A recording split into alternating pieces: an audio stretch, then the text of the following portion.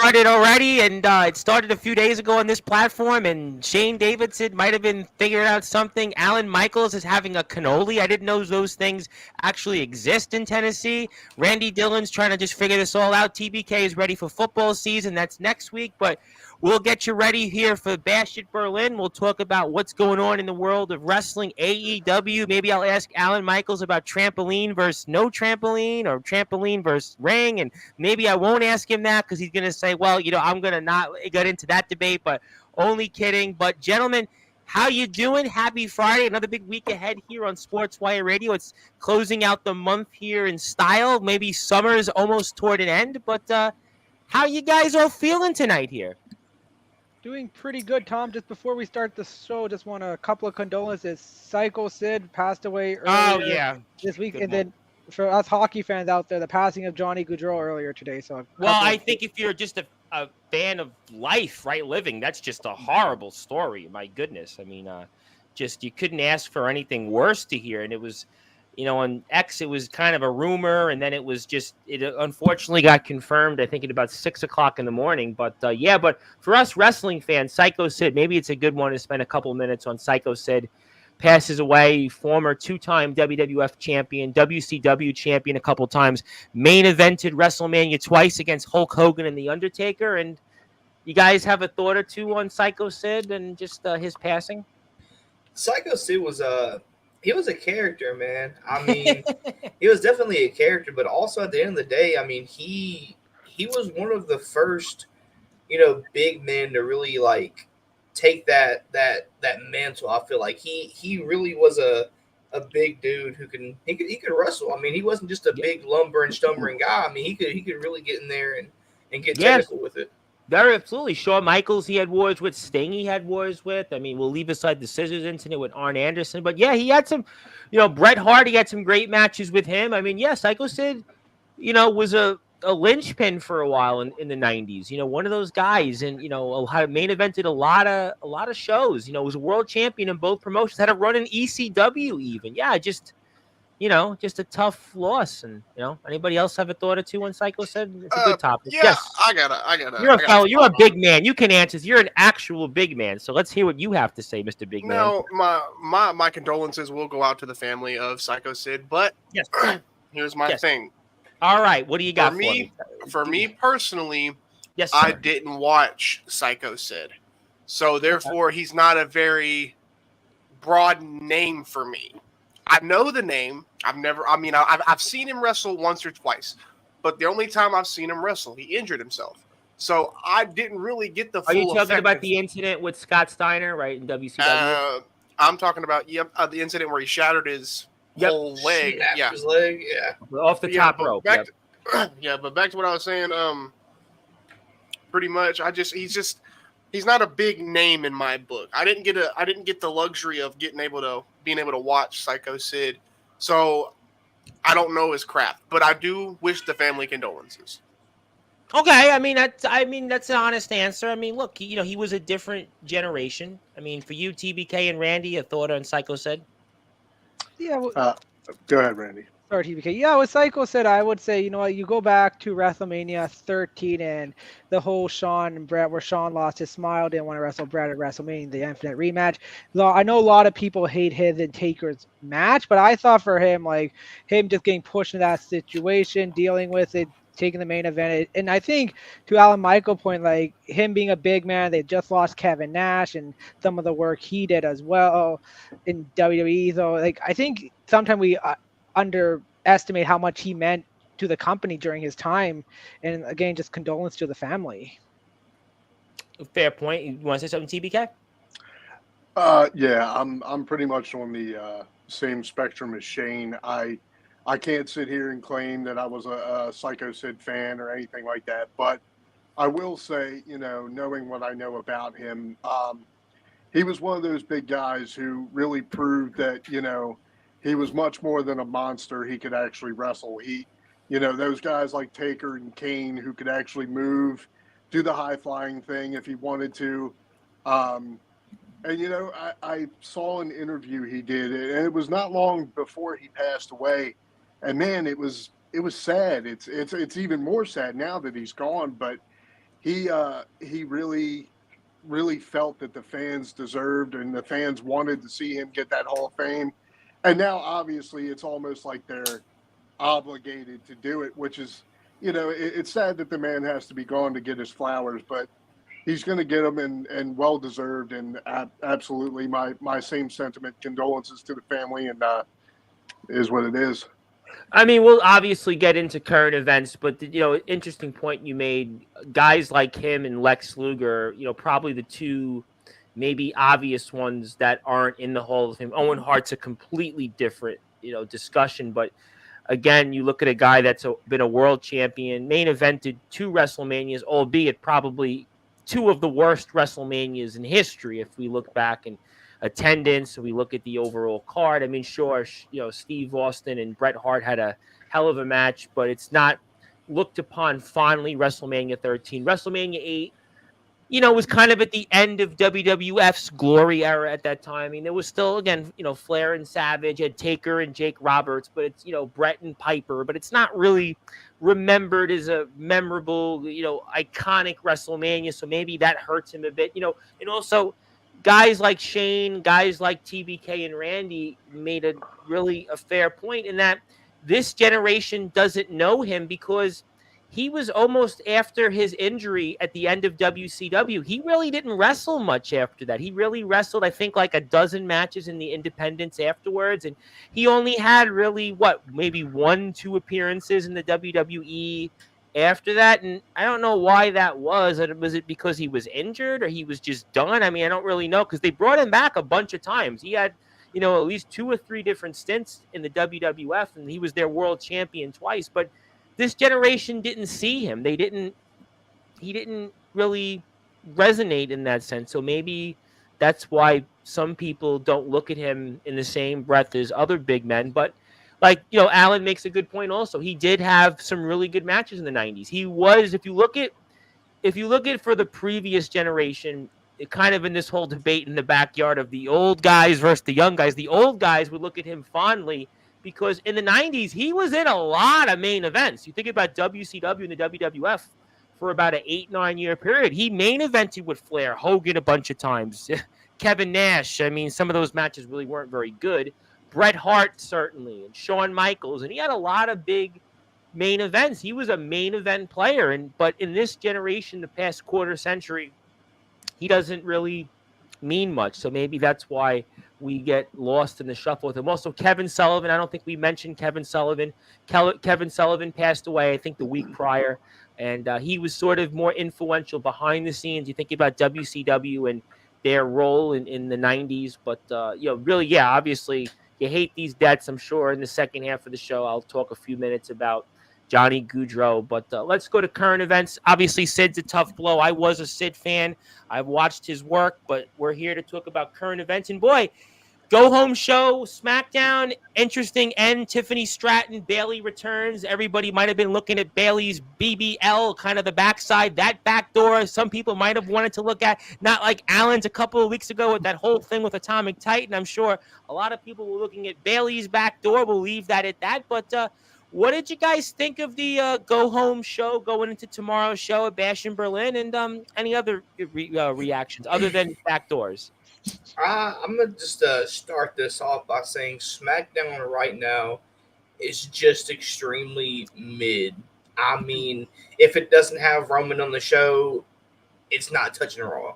Raw right now, like TBK said in the group chat not too long ago, he said, in wrestling terms, I can't wait for Mondays.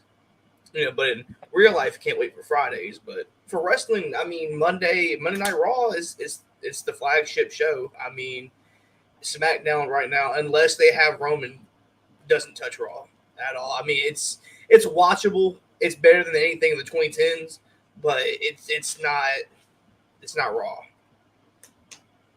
Anybody have another thought on that? Yes. Can you fill me in on what we were just talking about? All we talked about was what did you think about SmackDown? Your very good friend, the nephew to your newborn child, said that he thought SmackDown was very mid. That's all tonight. From what I've seen on TikTok, yeah, I agree.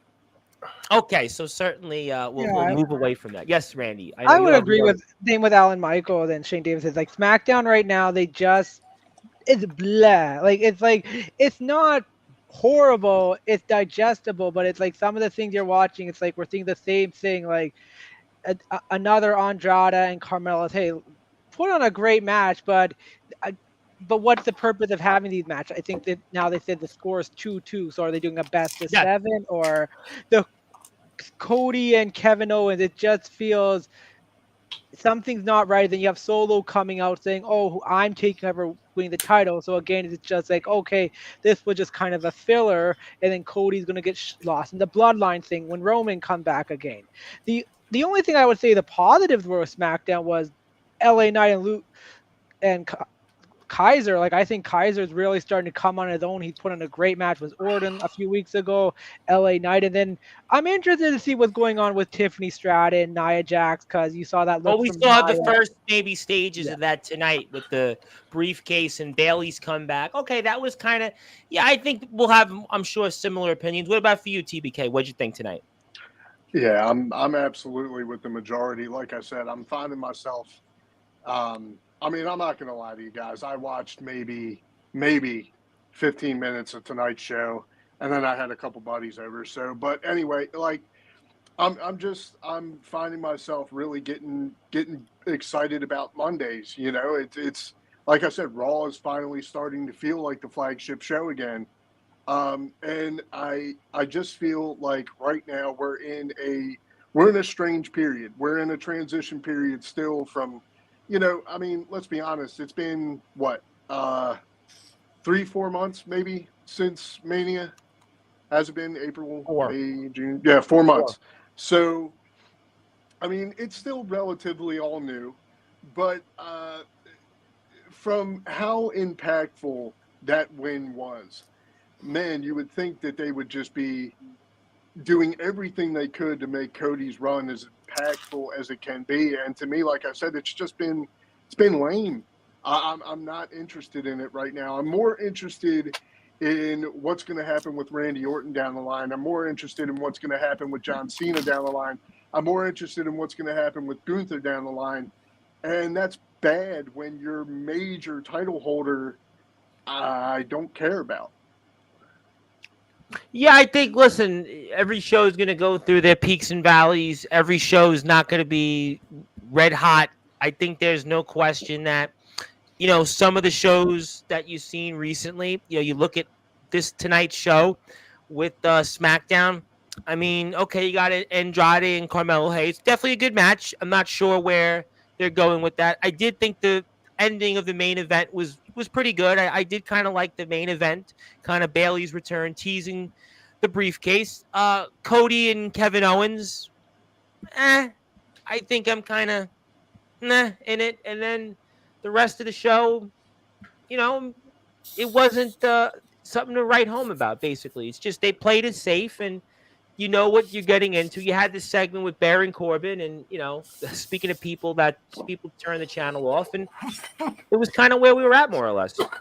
I mean, honestly, tomorrow, what I'm hoping for is the payoff between Cody and Kevin is not even, and this is what I'm saying. Like, I'm not interested in Cody. What I'm hoping the payoff from that match I'm going to mute you, Shane, just because you're eating until you finish eating. So go ahead, TBK. I got to mute. I can't hear. I got to, we're live. It's all good. It's all good. Like I said, what I'm hoping the payoff from that match is not even Cody retaining the belt. I'm really hoping for the Kevin heel turn. Like, I mean, you had a little bit of a tease of that. Cody talked about, he thought that Kevin was his friend. He talked about the friendships. Then they kind of went into the WrestleMania, Cody's return a few years ago, upstaging Kevin and Stone Cold. Yeah, there was some of that tease a little bit. Yeah, that was good. And I think I feel like, and I don't know if you guys can agree, but I feel like having Kevin play the role of being like, oh man, I don't deserve it. Why did you pick me? Type thing. When he was a main event guy, he was a main event player. He's been a workhorse for the company. He's been trying to get back into the main event picture. you give it to him and you make him go, no, it's not for I me. just Come think on. that, unfortunately, it goes back to a couple weeks ago. Guys like him and AJ Styles, they just don't have that momentum to be drawn back up and be believable at this point. Maybe that's, Kevin Owens has gotten so many chances when Roman Reigns was champion. AJ Styles had so many chances. And when you see these guys and then they're in these spots, they're not believable almost. It's not even maybe in a sense the character's fault. I mean, Alan Michaels, you're in main events all of a sudden now. You're a main event guy, and you've been getting the wins. Unlike, let's say, Kevin Owens and AJ Styles. Do you think it's hard for somebody when they were once upon a time a world champion, but haven't had that success in a while, to all of a sudden get back to that ladder to where they could be a trendsetter like you are and be a player in main events and maybe hold gold like you could as soon as, I don't know, in the next matter of few days? Yeah, when someone like a Kevin Owens, AJ Styles, the only thing that I'm really excited for is that you're able to see Triple H take these guys like Bronson Reed, who hasn't really been anywhere near a main event scene or a big push. He takes him, brings him back, and makes him this monster who's destroying everybody on Raw. I mean, sometimes you just got to trust in what Triple H has planned. And I can honestly see him building Kevin Owens up to be a top heel on SmackDown, honestly. But as of right now, it's not enjoyable. But, also, Raw has a lot of different storylines. Oh, you got storylines going in. You got the mixed Terror Twins with Liv Morgan and Dom. You got Randy and Gunther. You got you got the Jey Uso situation. You got some big money storylines in SmackDown. Again, I don't know if it's because the contract is running out. I don't know if that's an issue with that. I just don't know if it's just talent. Like, what do you think, Alan? You're a big player. You know the deal. I would say that after Mania, it's going to take a little bit longer for them to build the stories on SmackDown because the stories are just kind of built better on Raw. Like, they were built for long-term storytelling on Raw. And SmackDown had its huge, long-term storytelling. So now they're having to build back up. It's going to take them a little bit. Also, they only had one big story, right? Wasn't it because they had just one big story? One, yeah, right? They had one big story, and they had nothing else. Raw's got 3. Raw's got 4. I mean, you think about that, right? Does that have something to do with it, you think? Oh, for sure. I mean, I just don't think – I think SmackDown was really banking on that Bloodline Cody finishing the story. That was the big storyline for them. And it paid off great. I mean, it's arguably one of the best storylines in the past 20 years. Yeah, I was going to say maybe. The payoff after that, I feel like if they would have built Solo a lot better prior, they would have been able to really ease into that new threat. But that's the problem that Cody's faced, right? I mean, all these guys, right? Solo, AJ Styles, Kevin Owens, they're not – not to just, dismiss them, but they're really not main event caliber compared to Randy Orton on the other side. Randy Orton's got the name, right? He's got the history, the legacy, and, you got Seth Rollins in the past, and you got all those big names. Those guys, go ahead. Also, I mean, SmackDown got Carmelo out of the NXT call-ups, but honestly, why not put Ilya on SmackDown?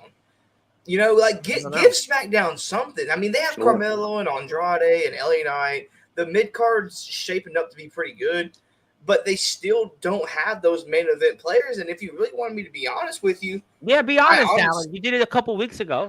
I'm going to be honest. I really think, they could have turned LA Knight heel, and they could have made him a really big main event player. But could you have said that with your hot-shotting it, and then all of a sudden all that momentum and all – the bottom line of merchandise sales go down the tube? It's a big money train, right? I mean, it just all depends on how you look at it. You're a big merchandise seller. I mean, I own one of your shirts. You're a huge merchandise seller. You know the deal, right? The gravy train, you lose that gravy train, he turns heel. 100%, but I also feel like LA Knight could really make a heel turn work. I feel like he could still have those insane. Well, there would have been an angle. Yeah, you know what? I've been here. The fans have been behind me. I've had this movement, but the Yes movement hasn't got me it's gotten me stagnant. It's gotten me nowhere. But they put the U.S. title on him, so you kind of squash that. That's great. I mean, I don't think turning him not heel would have been the best move, but as of right now, I mean, the main event scene on SmackDown is just dry as bones with nobody being a viable contender. Anybody want to say anything else on that? I Anybody else have an want opinion? to add something to Al Michaels, because I think I said this a few weeks ago. Like, this would have been the perfect opportunity for Logan Paul to face Cody, rather than they did it at the King and Queen the ring back in May when he was the U.S. title. Because he could have came up and said, "Listen, I battled the big people. The U.S. title, I made it more popular than ever. LA Knight beat me with a fluke. I'm on to bigger things," and it would have kept the interest. And Logan Paul could have been an actual thing where people think, could he actually win the title because of his popularity and his interest. But the fact with SmackDown is you don't, as you said, same with TBK and Al Michaels, you don't have those stars to make it believable. Like Kevin Owens, could he do it? Yeah, but I think the build where he kind of like backing off TBK, like, oh, don't pick me, is like, and also there's the rumor out there with the contract situation, right? I mean, isn't that not gonna put them trigger shy, right? Because he's got a contract situation. The contract definitely plays in, and then same thing with Alan Michaels said, could Ilya Dragunov come to help the main roster? It just feels SmackDown, I think I said this before, SmackDown's roster, they don't have the depth where they have people going on, where Raw, you saw what they did with Bronson Reed. Like, one week he just someone giving a promo, the next week he's destroying people, and all of a sudden he can put him to a tough spot, where SmackDown, like, you don't have someone you can just do that all of a sudden. Like Baron Corbin, I think a few years ago could have been that guy you could put in that main event spot, but because he's fallen so down. He's fallen. I mean, we're talking really far down the totem pole. I mean, it's, he's almost in Xavier Thorne territory. I don't even want to go down that road, but we love Xavier Thorne on this platform. Maybe not. Well, some people love him on the phone, but I'll move away from that topic because I'm sure that'll really turn into a different discussion. But the point is, I mean, look, it's a bare bones roster, and I guess eventually you're going to go back to Cody and the bloodline. But for now, I mean, Kevin Owens is it the contract situation, or is it just something else? Anything else? Anybody want to add on that? I really don't see Kevin going anywhere, honestly. I mean, this guy has said multiple times how grateful he is to be with the company. And I feel like, again, he's one of those loyals, one of those workhorses. I mean, and isn't it crazy if you guys really stop and think about it? Isn't it crazy how we're sitting here saying that there's nothing for a guy like AJ Styles? I mean, at the end of the day, it's still AJ Styles.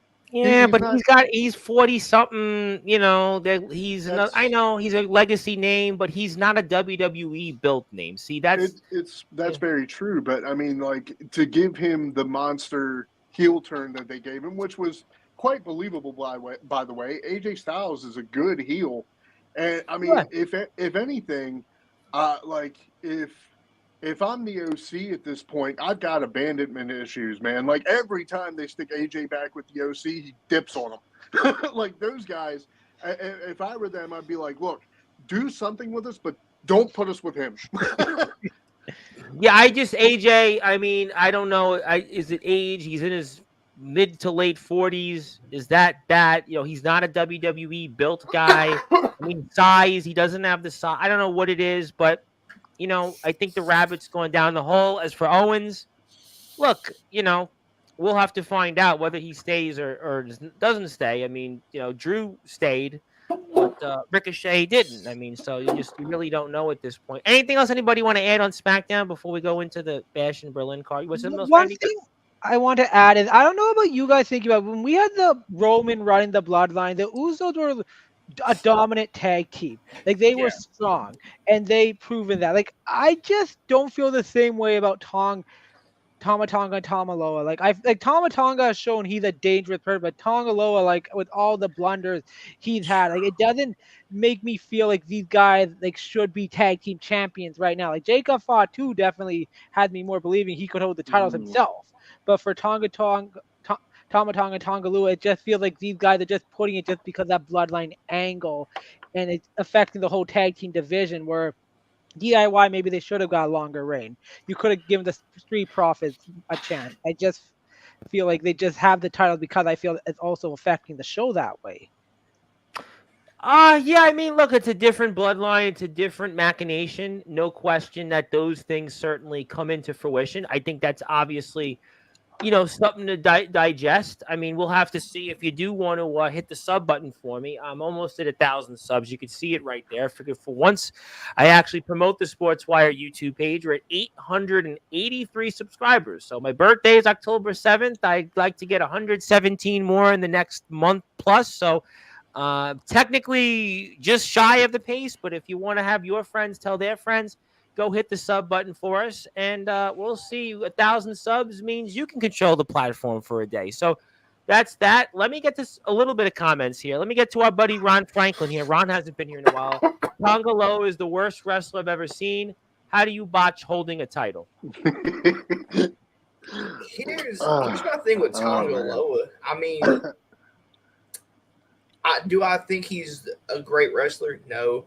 But him and Tama Tonga have had a bunch of their success in the tag team, division. And honestly, they are a fantastic tag team. I mean, they're an iconic tag team, especially over in Japan. So, I mean, let Tama Tonga get back in his realm, let Tonga Loa get back in their division, and let's see what they can do together. Let's before making any predetermined critiques. Let's see what this match can hold, because I honestly think Tonga Loa can honestly pull out something that we haven't seen before. But Alan Michael, do you feel they got the tag team title too soon? They just were just handed them rather than showing what actual. Because I do believe you. Like I think these two are here for a reason with their name. Like they've proven they can compete, but I feel like they were just handed the tag team title just because of this whole bloodline angle. It wasn't like kind of earned. Well, yeah, 100%. I mean, it's definitely for the angle. And you also have to think about it. The WWE, as much as Triple H loves his NXT black and gold guys, they're not too high on DIY. There's probably itching to get those titles off of them. Yeah, well, I think that's kind of been their run in the main roster, right? They've been kind of just, unfortunately, they have that NXT curse, right? You hear the NXT curse all too often, and they have that curse almost. I mean, the curse of the Shane Davidson sandwich earlier. I mean, I don't know, but, how was the sandwich, by the way, Shane? How'd you like the sandwich? Well, it's still here. It's real crispy, I can tell you that. Oh, wow. Did the missus cook that? No, me and Alan Michaels actually made them. Oh, really? Alan Michaels, you cook apparently. Now obviously, when you cook, the back door is closed. Right? You make sure the back door is closed, right? 100%. And you yes. I wanted to actually go off topic of SmackDown and go back to Monday Night Raw and talk about. I think SmackDown it's a dead horse. Let's talk about Raw. It's an interesting topic. I want to talk about the one specific individual that's been standing out a lot here lately, and he's getting a push for I don't know what reason, but Bronson Reed. We spoke about him a few minutes ago. Yes, sir. What would you like to say about him? I didn't know y'all spoke about him. I was taking care of my child. No. We spoke very briefly. It was a very brief mention. I wanted, since it wasn't really talked about much, I want to know y'all's thoughts on the ultimate push that Bronson Reed's getting right now. Was it almost like the push you were kind of getting in TBW last year when you were bullying Alan Michaels around? Yeah, I mean that's the past, but well, I think Bronson Reed, it's you're seeing a character develop. He obviously got a huge boost with Seth Rollins, what he did to R-Truth, and he's a guy that's hung around the peripheral of the mid card, but now you're going to see if he can bring it to the table. We've seen this before. Sometimes WWE has done this with guys. I mean, I think that's kind of where we're at right now. I mean, we'll see where we are in 3 months. If you mean be like Bronson Reed, yes, the heel turn, amazing. It's 100% deserved. Mm-hmm. I just feel like maybe they should have switched him brands and did the exact same thing. At some point, he would, be a viable option to face Cody. I mean, because right now, you're not going to see Bronson Reed face Gunther anytime soon.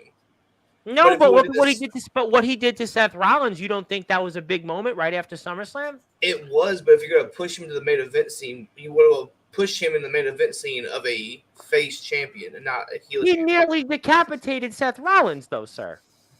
Yeah, but he's not. They're He's not going to spitting put up two blood. heels. They're not going He to put was two heels bleeding. together. For our truth, we don't even know if he's living still.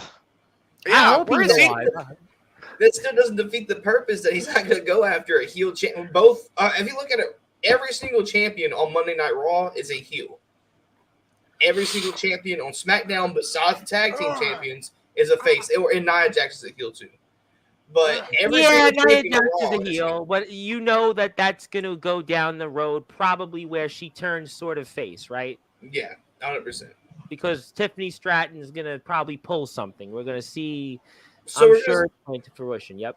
we're gonna see Bronson Reed be a beast probably for the next 2 to 3 months. He's gonna destroy everybody. But where do you When go? I just say see where he is in 3, see where he is by Survivor Series, right? Survivor Series is in 3 months from now, just about, right? So that's where you see where he is. If he's done anything, and okay, if he hasn't, then yes, maybe Shane Davidson makes a point. But I'm gonna say he made quite a splash. I mean, figuratively and literally.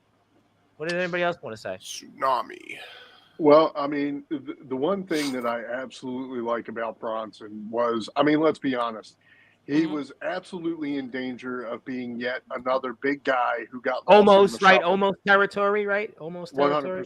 100%. But the thing that I liked about him was, and I don't know if this resonates, but the thing that I liked about him was when they didn't stick him with a manager type figure, like he didn't need a mouthpiece. That's what set him apart. Not only did he show that he was a threat in the ring, but he was good on the mic. He can talk. I was like, you know what? Maybe they're starting to give this guy his just desserts, and I'm sure he eats a lot of them. But but anyway, but I was like, you know what? Maybe we got something here. Yeah, I think, look, there's no question that there have been guys that have been pushed and it didn't work out. You know, Commander Aziz, I just saw the other day. I was walking in the morning, and I'll make everybody laugh. He's wrestling now at an independent show, I think, right in Staten Island, and I kind of chuckled. And boy, okay, that's how we've kind of fallen in a sense, because we've gone from WWE to the Warriors of Wrestling, which again, no shade at the Warriors of Wrestling, but that's obviously he's on big TV to the independent. He's working his way back up. But, you know, yeah, I mean, listen, Almost is a name that they've tried so hard. It didn't work out. I got a bunch of comments. Let me get to some comments here because there's still some, and I want to get to them here. Yes, Ron, how you doing, Ron? Nice to see you. Zilla's here in her usual spot. Took her a while.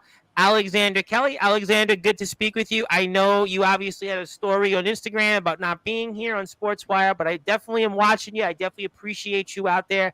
I think I like some of your posts on Instagram. I think you started school, so I wish you really well in school. And, you know, I hope that everything works out for you in the wrestling world. And, you know, I really am pulling for you. Really am. You're a good kid, and I'm looking forward to seeing what you do in the future. My buddy, Mr. Darkron, who I saw in the NEW group chat, I saw him in the ROEW forum. I saw him here earlier today, and I see him here now, and he's a veteran being disrespected by young guys. You know, real quick for a second, Alan, I have to change topic very briefly because I know you're obviously a wrestler in the backyard, and I'm sure you've been hearing this whole thing about these young guys on Sportswire disrespecting some of the veterans like Darkron and Sean Jovi and even Soldier GP and, you know, colleagues of yours. Now, obviously, you're sort of a young guy, but kind of a veteran. What do you think about these young guys, these trampoliners and guys wrestling on the ground, just, you know, disrespecting veterans, some would say, like Sean Jovi and Darkron and even Sinister of all people, Craven Rage, Soldier GP? Like, what do you think about all that?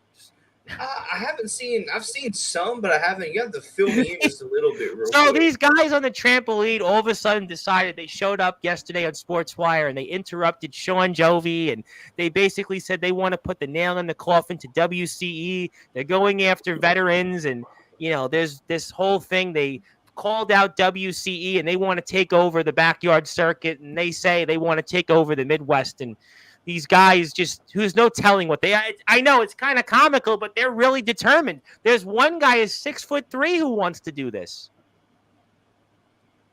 You know, I don't think it'll work in Tennessee, right? I don't think that'll work in Tennessee. Nah, it wouldn't work. Right? down Not in with the Tennessee. CBW machine. Nah.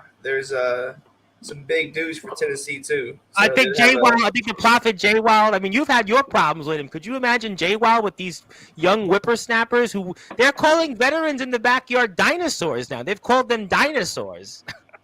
Listen, see, I wouldn't disrespect any veteran. You know, they put the time, the work into every They've single earned day. that title. They They've did. earned that title. I think they did. Now, I love our veterans in the backyard. I love all our wrestlers that come. I love everybody that comes on Sportswire. But these young kids, these young whippersnappers, they're so determined that they want to change the backyard circuit as we know it. And there's this fight now between trampoline guys and non-trampoline. It's just, I thought we were done with this stuff. I turned a new cheek on Sportswire. We've been more positive. Alan, they didn't take your advice of positivity and, working with everybody. For the whole trampoline versus actual wrestling, I mean, it's all wrestling at the end of the It day. is. That's what I say. But these guys are just, I don't know. I don't know what to make of it. I'm going to move on because I think people now know that they know about it. Did you share a locker room with Jack Spade last year? Right, you shared a locker room with Jack Spade, the icon We Jack did Spade. at TBW, yes. A good man Jack Spade is, and he's here with us. He always calls me the patron saint of the backyard. I have no idea why, but Jack's in the house. I hope he's doing well for us, and hopefully we see him back on Sports by one of these days. Hello to Zilla once again.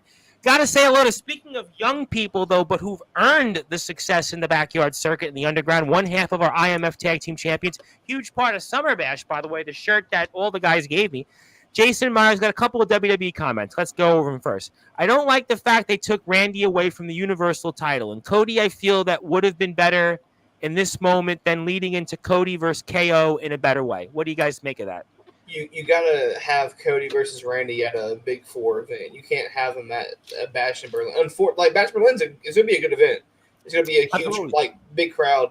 But you have to have Randy versus Cody either at SummerSlam. You either have to have it at a Big Four, Survivor Series, WrestleMania, Rumble.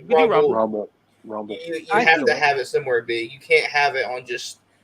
I'm not going to call it a small, event or PLE, but compared to something like a Rumble, you need to have it on a big stage. I think Absolutely. I think they're saving Randy and Cody because they still don't know what they're doing with Rock for next year's Mania. I don't know if they're going to do Rock for Cody or Rock versus Roman. So that's why I think they're trying to figure out, do we save Randy and Cody for WrestleMania? And we do go with Rock and Roman because then you actually have a store to work with. Okay.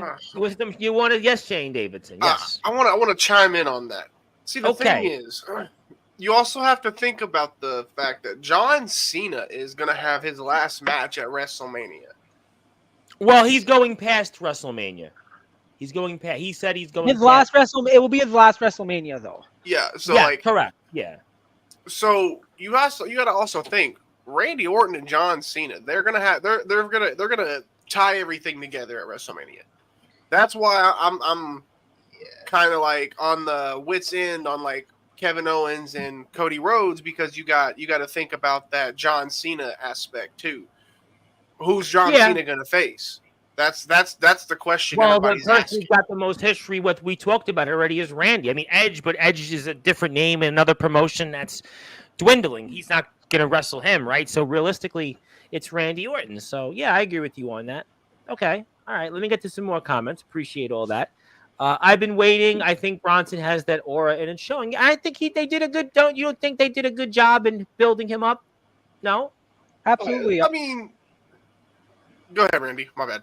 Sorry, Shane. Yeah. So with Bronson Reed, we saw since he returned, it took him a while to find his footing, but I think what he showed is he can work his way in the ring as a big guy. He can, TBK and Al Michael said, he can talk in the mic. It was just getting that right opportunity. I think they knew Seth with her. Let's pull the trigger on him, see what happens. The reaction, I think, worked great.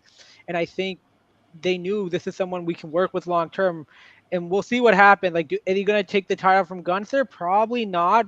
Braun Breaker?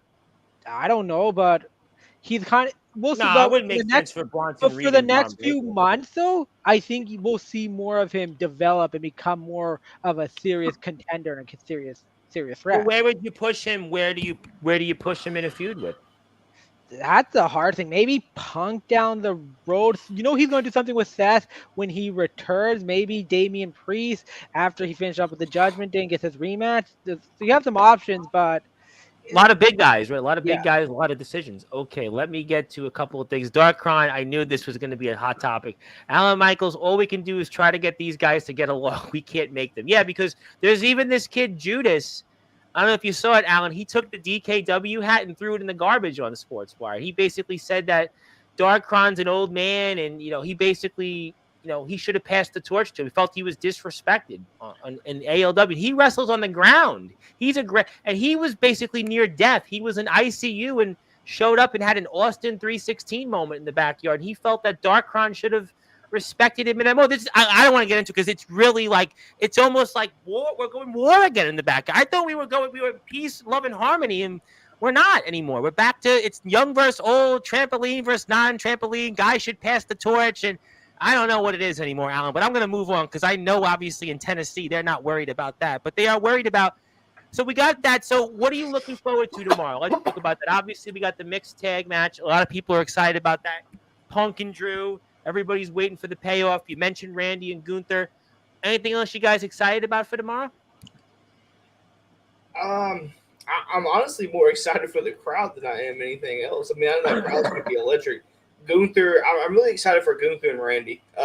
Two technical, hard-hitting guys. Two big, meaty men slapping meat. Honestly, I mean, that's pretty much you what and it Jay is. Wild have done that a few times already. You know the deal, how that goes. I do, but honestly, Gunther and Randy's really. I mean, I'm still going to watch the Cody and Kevin match. Yeah, I'm still wanting to see what because they're phenomenal wrestlers. They're going to put together a phenomenal match. absolutely. Like, the wrestling is going to be there. It's just the story, and you might see. I would like to see Kevin turn heel, but honestly, it's not even. We're also coming off SummerSlam, which was a phenomenal, huge success. Yep. So they're coming off a huge, like, people are calling it almost on par with WrestleMania from this year. Like, we're coming off a really big event. It's not. I think a lot of people are going to get disappointed with this event. Like, if you're going in with high standards, you're going to get disappointed. If you're going in with low standards, you might be surprised. Going with low expectations, right? That way, you can never get disappointed. I'm with Alan Michaels. Like, the card itself, it seems good. Like, I think the strap match is going to be interesting. The Twin Towers versus Judgment Day. It's like, you kind of know what to expect. Same with Cody and Kevin, just hoping for that heel turn. But I think Randy and Gunther is the one thing that everyone has their eyes on. It's this match, because I think it is truly the passing of a torch from the current veteran who's been here doing it all to ensure Gunther, the guy, can carry this company for the next 10 years after. Okay, good line. Anybody else want to say something before I get to a couple more comments? Honestly, You got jump in, TBK. Go ahead. You got the floor. you know what? I'm just curious what match is going to be the show stealer, because there are some pretty good storylines that are happening tomorrow, like the Terror Twins and the Judgment Day, Liv and Dom. I mean, you know what? I've been very, very vocal that I didn't understand the whole Cody and KO thing. I still don't get it. But if they put on a good match and it ends up delivering, then I'll shut up. Fine, whatever. Obviously, we're still looking forward to Punk and McIntyre. They've been, this feud has been personal. It's had a touch of real personal elements. So I hope they're able to cap it off if they decide to end it here. But that's really what I'm looking at. I'm looking at which match is going to steal the show tomorrow. See, I'm right with you there, but they're not ending this Punk and McIntyre rivalry here. I mean, in my personal opinion, Punk has to win this, so it'll be 1-1. Yep. Yeah. I think They wrap it all up at Bad Blood in a Hell in a Cell match. Hell in a Cell is the only match to end this feud at Bad Blood. I mean, it's too poetic. But when is It would Seth be coming perfect. back? What's Seth's time? He's a few months away, but Alan Michael, to your point, is also good as well, because each man will only have one pin, because they're doing a traditional strap match where they have to hit the four corners. So no one's going to have two pins over each other. So then it adds to that next match. So that's another smart element there. Okay, all right, clever. Let me get to a couple more comments here. Ethan Sorensen's in the house. Who do you think will win between? What do you think will happen between Randy Orton and Gunther? What do you think? I don't. It's gonna be brutal. It's gonna be a brutal match. I mean, Randy Orton's chest is going to be bright red by the end of the night. Yeah, absolutely. I mean, you know what? Like, I think I said it before, and I'll say it again. Gunther is probably pound for pound one of the best that they have right now. This guy is 100% believable. In the ring, he's an absolute friggin' menace. And the fact that, you know, he is getting to mix it up with these guys of Randy Orton's caliber, it's just a testament to how much they really believe in Gunther right now. And I honestly think I think that Gunther's going to retain because he's just been so strong. Like I said, that IC run was incredibly strong.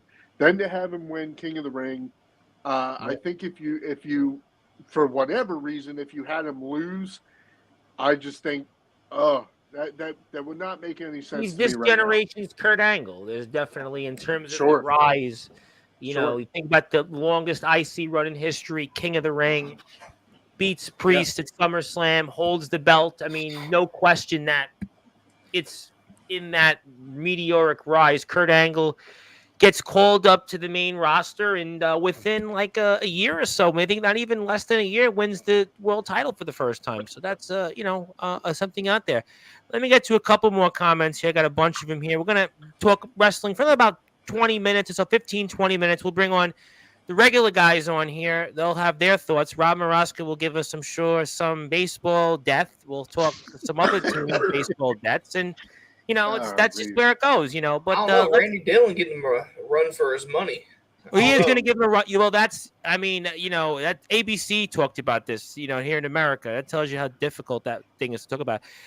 Our friend Ashley D, who used to be a wrestler, ring announcer of XCW, who I think is doing a podcast soon. She's talked about doing a podcast for Sportswire, doing a podcast, but not like what we do here. So maybe she'll interview Alan Michaels. Who knows? XCW and TBW in an interview? Boy, that would be weird because we know the sort of frosty relationship, but it's okay because Ashley doesn't work in XCW right now, technically. So that'll be a fun one. But we love XCW. We love TBW here.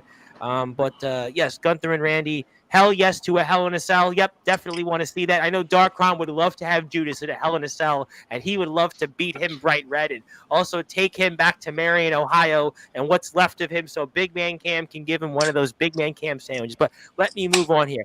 I think that Punk versus Drew, but Randy and Gunther are going to be hot. Okay, yeah, I would agree with that. I think that's a pretty fair statement.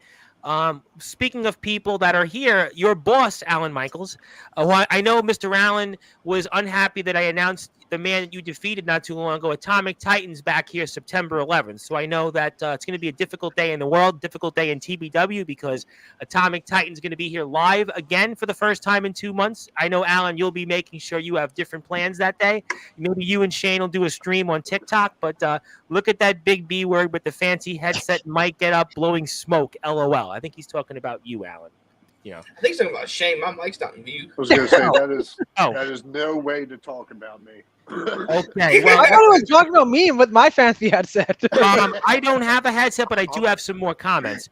Very poetic, considering that Hell in a Cell occurred at the first ever Bad Blood event in 2003. Was that the one with 97? 97, yeah. That's when Kane, 97 was Shawn Michaels Undertaker. Yeah, and then Kane made his debut. And it's Kane. That's Kane. By God, it's Kane. Yeah. Well, that you won't get any better reaction than that. Like, no, that was and that's a great way to get somebody in here. I only care about the mixed tag team match. I think there's still. I think Orton and Gunther's got something. I think I think Punk and Drew. I think there are still some good matches on the card. I think this is going to be a phenomenal wrestling card. I think the wrestling on this match card is going to be phenomenal. You have some of the best wrestlers in the world actually like going at it. Randy and Gunther, banger. I mean, that's a banger, right? Yeah. Kevin and Cody, banger. The mixed tag team match is going to be a banger. Dom sells his ass off. I love the way Dom sells, and he's going to sell his ass off for Damian. Are we expecting And Terra Twins? Are we expecting Terra Twins to get a convincing win tomorrow? I'm expecting Rhea to pin Dom after hitting the Riptide. I honestly think that is going to be the end of that match. No, I honestly think that there's too much build up with Finn Balor still being involved. I think there's going to be the Judgment Day interference to cost Damian and Rhea the match, because I think that it's become quote unquote personal between Damian and Finn, and obviously Rhea and Dom, which I don't know if they could ever do an intergender match, but they should. Okay, fair enough. Let me get to some more comments here because I got a bunch of them and I can't find them. Okay, there we go. Thank you, Ethan Sorensen, who always returns when I talk WWE. Thank you, Ethan, for your loyalty. Honesty, Tom Bryce. Yes, that's my name. Thank you for reminding me. I appreciate that. I feel like if Drew McIntyre, well, it's my name. I appreciate you remembering my name. If Drew McIntyre ever wants to get his opportunity for the World Heavyweight Championship, he could win. Well, or you meant he should win. So I guess if you meant he should win, that's the statement. And Mr. Allen wants to say he's talking about Shane. I blame Shane. Okay. Fair enough. Gunther, that's, you know what? You'd have to ask him that question. I'm not going to get you have a contract with him. I've got enough. We got right now a war between trampoline and non-trampoliners in this platform. Trampoliners who want to put veterans and put their nails in the coffin, and it's even made people support Craven Rage for the first time in over a year. I mean, people are behind Craven Rage for the first time. Who would have thought? But that's a different show for a different time. Gunther isn't going to lose in Europe. That match is too predictable. Yeah, I mean, you would think Gunther's not going to lose the first time out. That's a good point. Yes, what do you want to say? I'm going to add one thing to Ron comment where he's like, it's too predictable.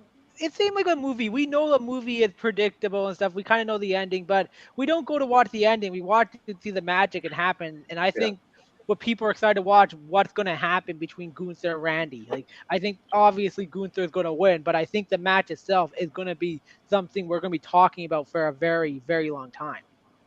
Good point. I think that's a very, very good point. Okay. Good point. I think I can agree with that. Let me get to a couple more comments. Mr. Crime would like to say, I'm excited for the card, banger after banger after banger. Just like I'm excited about the Backyard Havoc in beautiful Bremen, Ohio, November 9th to November 10th. And of course, so the signature match is right now Darkron and Trey Mystical, who we hope is feeling better, against Matthew Forsaken and the Evil Angel Judas. And the sirens are out because where I live, because they heard Judas was coming out and maybe going to interrupt and beat up Darkron. Who knows? Let me get some more comments. And Tom, for God's sake, don't remind me about that again. I'll make sure to have a barf bag on standby. But yeah, well, he's talking about Atomic Titan's return to Sportswire, which we'll have to find out for.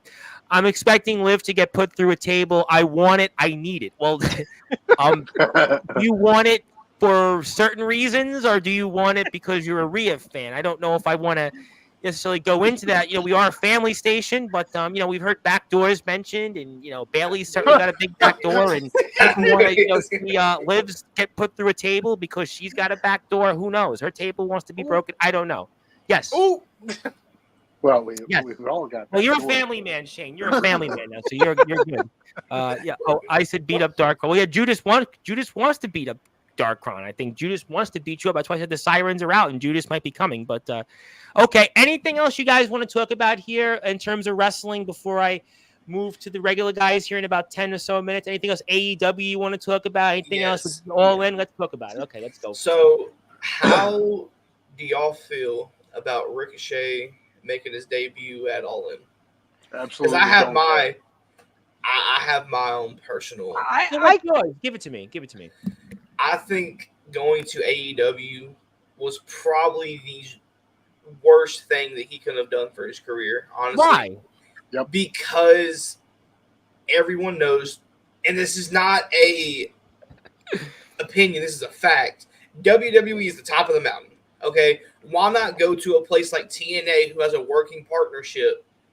And I could see him have some really great matches in the. Well, how about Japan? What about Japan? Japan as well. Anywhere else but the sinking ship that is AEW. Well, did you guys in TBW offer him a contract? Yeah. That's Josh's decision, right? But that's the. so you didn't like it. above So my you pay didn't grade. like it. Is it because I'm sure guys are going to say this next is because everybody makes a big debut there, and then 2 weeks later, they're just yesterday's Listen, news. I'm here. There's two things that I really want to see. The inevitable Ricochet versus Ospreay. Again, I would love to see that on a big stage. That is one thing I'm Okay, personally all excited for. right, agreed. And then they have some really athletic guys in that role. I would love to see Ricochet versus Sammy Guevara at least once. I mean, he's going to put on amazing 5-star matches. It's just no storyline to it, right? No storyline, and on top of that, the AEW bridge as of right now with the WWE, it's so soiled, and I don't. It's everybody. We talk about this all the time. I mean, I'm doing this 6 years. I mean, since Punk, really, everybody that goes to AEW, gets lost in the shuffle, right? Everybody. If you're not John Moxley, you get lost in the shuffle. But John Moxley's been there since almost the beginning, though. Moxley, you had to go in the beginning. You were right. But if you were pre-Punk, you were pre-Punk. You're grandfathered in. But who? I guess Danielson, right? But Danielson's right around Punk, maybe just after Punk, right? So, other than Danielson, who's really had a solid or lived up to what they were as a draw? Who in AEW? No one. No one. Absolutely no one. I mean, I'm really trying to pull one out. Maybe Christian. The Christian. I think Christian came, but he came pre-Punk. Was he pre-Punk? He was pre-Punk. Yeah. Anybody after Punk? Danielson might have just came right after Punk, right? Maybe just after. So after that, right? Who has been Adam Cole? You could say. I think he was after Punk. Adam Cole, same time, right beside Danielson, but his injuries really had killed any momentum. 100%. Yeah, I mean, I don't know. Adam Copeland's been a disaster. It's pretty much like Alan said. Like as far as Ricochet is concerned, he had no storyline going on in WWE. He was just a 100% filler guy, and then he decided to go to a company that is known for not having storylines. Why? what maybe the money. I guess maybe the money, less dates. It has to be. Money less. It's got to be. Listen, right? Eric Bischoff said it. It's less dates, and the money's probably comparable. Has to be, right? Because Swerve Strickland, isn't he getting a big contract? We know Mercedes got a huge money, a lot of money, right? They opened up the trunk. Saraya got money when she came in. I mean, the money, It's got to be the money because they're not running house shows there. They're not running. What are they running, right? Realistically, you're going there for what, 4 times a month? Maybe you're doing one every. So you really, for the money you're getting paid, it's got to be. That's got to be the issue, right? It's the WCW method. Give the guys a short schedule. I think it's worse because WCW, at least, you were going there and the ratings were higher. There was a track record of success. There was at least a period of time that WCW was in a fight for 4 years. They fought WWE up until like mid-99. There was a fight at least for 3.5, 4 years. There's really been no war here. Let's be honest. There's no war between WWE and AEW. I mean, before WCW became NWO everything, like they still had the stars. They still had the storylines, and then the NWO just it got watered down. It was too watered down. Everybody 100%. had to figure out their joining and who was in, who was out. But there's no track record with AEW. It's Punk had some drawing power moments. Sting toward the end. I mean, I don't know. I got a lot of comments. Let me get to them before I know we trended. Let me get to the comments first. Let me get just because I want to run. So I got a bunch of them. They're real quick. Okay. Let's see. He's a Rhea fan. Okay, about the whole lifting. That's what I thought. I don't think that's a PG to coin hard truth. Honestly, Tom, I think that Dom and Liv are going to win due to the rest of the Judgment Day getting involved during the match. That's what the Baltimore Kid had to say. In case you know, he's from Baltimore. Lost in the shuffle. I didn't see it, but I don't like it. He could have had some spectacular matches with a bunch of high-risk moves, but I don't see him getting the push that he needs. And Mr. Myers, again, one half of our tag champs. And were you here on All Out for the pre-All Out Warfare? I think you were. Maybe I'll see you again coming up here in a few weeks. Where is Edge? Yeah, well, he's injured. Adam Cole, but I think maybe Adam Cole, but again, injured. Mr. Allen and Mr. Kron, obviously two businessmen talking shop. Agreed, Kron, give me the ricochet from the independent scene. AEW dropped the ball with Punk. Thanks, Scapegoat, as Cornette would say, jungle. You can fill in the blanks. And does anybody watch a Cornette podcast? Because you thought my shows were long. Cornette even does longer ones than mine. I mean, Anthony's been here for 3.5 hours, and those are long, but Cornette goes 4 hours. He literally I don't know how he stops. Does he just, I don't know. Ashley says, I feel I've missed out on so much WWE. Yeah, well, you catch up here. What really ticks me off is, money pays the bills and everything for wrestlers and everything, but the love of the business has been lost since it's more about the money and the ratings. Yeah, that's what it is. Tony Khan's got endless amounts of cash, and he just throws it. He just throws it at everybody. Yes, Brandon. Sorry. Sorry, guys. So I just want to mention this about AEW as well. So I don't know if you guys heard about this. Daniel Garcia and Swerve got huge paydays. Now, I can make the argument with Swerve because Swerve has really elevated game, but someone like Daniel Garcia, what has he really done? He's put on some matches, but hasn't been really in the main event. And I know a lot of people are saying, and there was a report saying WWE was not happy that AEW is overpaying these guys. And my thing is this. If you're going to get paid, you better do the work. I see someone like Swerve who's done a lot of work, but Daniel Garcia, what have he done? And then what else it does is over-infatuate the market where some other guy might think, well, I'm going to get paid this much for AEW. WWE is going to have to overpay to keep them and let some of the younger talent or other. Although I'll say this, though, WWE, I don't feel bad for WWE if they have to overpay, considering the deals they've got with Netflix, Fox, and USA. Well, now that's NBC still back with them, I don't feel too bad for them. But I agree with you, though. But let's say Daniel Garcia is making somewhere $3-4 million. And I don't think anybody in their right mind would think Daniel Garcia is worth $3 or $4 million. Yeah, I think that's a fair point. Before, when guys like Brock Lesnar, John Cena, Randy Orton, they're making the big dollar. They were actually drawing in AEW. Well, there was also only WWE. I mean, TNA, yes, was around, but they didn't have the money that Tony. I mean, Dixie sort of had money, but they were really. If you listen to what Jeff Jarrett has said in his podcast, they didn't spend to the degree that Tony Khan's spending like there's no tomorrow, and the ratings are getting worse, and there's still no TV deal. I mean, it's the same thing we talk all the time about this platform. Final thing, and then Mercedes will make that $10 million contract. The fact is, Charlotte Flair is the highest paid woman in WWE because she draws. She's their best seller. She delivers. Mercedes will make getting that money in AEW. I don't think much has changed. Well, the hope was that she would draw, and like everybody else, she hasn't because there's no real storyline, which is what we've been talking about the entire night here. AEW is alternate entertainment wrestling. Clever line.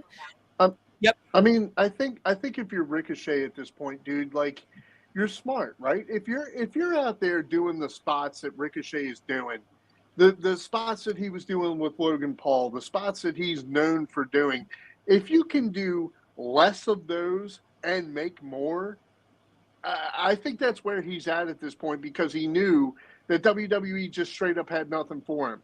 So if my incentive is do less of dangerous things and make more money, come on. Well, I think, listen, there are people going to take the money because, again, they're working less dates and, they don't care. And that's just what it comes down to. And if they want to go back to WWE, as long as they're not bad-mouthing WWE, I'm sure the door is open. AEW is going to destroy Ricochet's career. Same point as Josh. He did better at NXT or Lucha Underground as Prince Puma, which Josh was saying as well. That's why, Ashley, I can't wait till you debut the podcast on Sportswire. We got 90 days, right, or 120, depending on where you're at. Yes, I was here with toddler number 1, who will be here again before our next show. That's the toddler that has been causing a lot of trouble, if I'm not mistaken, right? The same toddler that's been causing a lot of trouble in the backyard circuit. Yes, that's what Sean Jovi referred to them. Boys, strange bedfellows in the world of the backyard. Swerve is someone that went to AEW and done better. Yeah, good one. That's a good one. I still got a lot of comments here. WWE fumbled the bag with Swerve. Will fumble the ball, but close enough. You got that right, Jason. Boy, Jason and Darkron, two frenemies in Summer Bash, seem to be friends, but with strange bedfellows in the world. Swerve and Lucha Underground, his kill shot was great. Very cinematic, like the way they did tapings. Yeah, I think that's...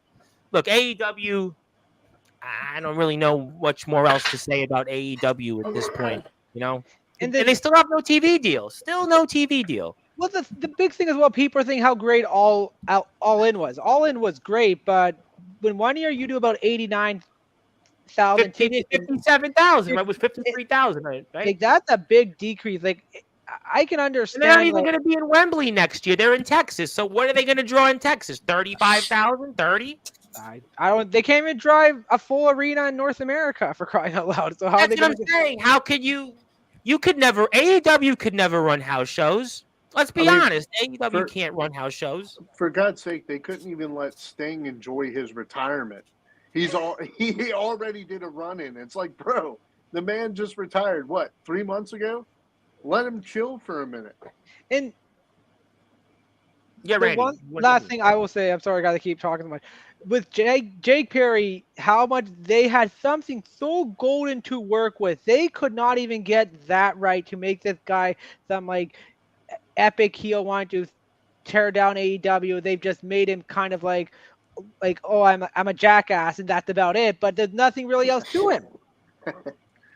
That's because again, there's just I don't know. It's just there's just no follow-up. There's no follow-through, and that's really what the problem that AEW has. And if you ever do want to catch us, we're actually on sportswireradio.org, which all you have to do is click that listen live button. So you've had podcasts like Randy's has been on here, TBK's, and anybody else that has a podcast. We actually have a bunch of podcasts to play this weekend. We have a bunch of new shows ahead, and I just have to play them because I forgot to play them. But we got about 3 or 4. I didn't forget. We were on today with Anthony Arias, and we didn't get a chance to play them, but we'll play them. But that's the show. Okay, so anything else? Oh, let me get actually one more from Mr. Myers. I appreciate the comments. Hey, I will say Kron isn't someone to sleep on. Neither is Forsaken, but Summer Bash, me and Jordan were the better team, and that's why you guys are one half of the IMF Tag Team Champions. And with Mr. Nets, that's the 2 IMF Tag Champs and one of the pound-for-pound best tag teams in the underground and backyard wrestling circuit, and that's why nobody steps to them. And they are guys who are certainly measuring sticks in the tag teams. Okay, obviously we're getting ready to move on to the second half of the show. Anything else wrestling-wise you want to bring up before we make the hockey line change, as Randy would like to see, I'm sure, in here? Yes. I really did enjoy seeing Nigel McGuinness make his return to the ring. Desmond Wolfe and TNA, if you watched him. Yep. He's a phenomenal wrestler, and it was really good to see him back in the ring. It's a good line. That's a good line. That's a good one. That's a very good one. Appreciate that. That's a good reference there. Okay, let me take this. Yep. Yes, Randy. Yes. Looking forward to No Mercy on Sunday because I think the world is finally going to see what TNA can do as we are going to a big spotlight on Joe Henry, and I think this will maybe showcase some more, really get the world attention thing. How good the talent in TNA, unfortunately, that can't watch. Oh yeah, I saw Zach Wentz. Zach Wentz won the X Division title tonight. Yes. I saw that was on X somewhere. Okay, good enough there. And Mr. Kron says that. Okay, I think we're pretty much toward, I think, what you got from wrestling. And also, I wanted to give one more plug, non-wrestling, before I bring on, I think, Rob, Chris, and Justin. If they're awake, we'll stay on. They were supposed to come on, but I guess we'll find out there. But I did want to make sure I give a huge plug to Mr. Myers' sort of frenemy, Mr. Ox McCoy, because I had his matchup here on YouTube. So if you want to check out his YouTube thing, in fact, I would play it, but I don't know if I'm going to get canceled off YouTube. But we'll play that maybe during Thomas McEntee's show, but we'll certainly show that during that tomorrow. But that's his. He had a death match that got 2,000 plus views not too long ago. So that's that. Yeah, we'll leave that for a different time. But good stuff there. And all right, so let's go for now with some closing final thoughts. Anything else, Shane, you want to talk about? The fatherhood's treating you well before we sign off with you? Anything else is good? Oh, I just wanted to say that I'm very, very exhausted. Oh, good. Well, yeah, having children isn't for the weak, man. I'm telling you, it's something that you gotta want, and you can't just give up. that's very good. I'm happy to hear that. That's doing well for you. Doing good. Okay, well, appreciate that. Anything else you want to say, Shane?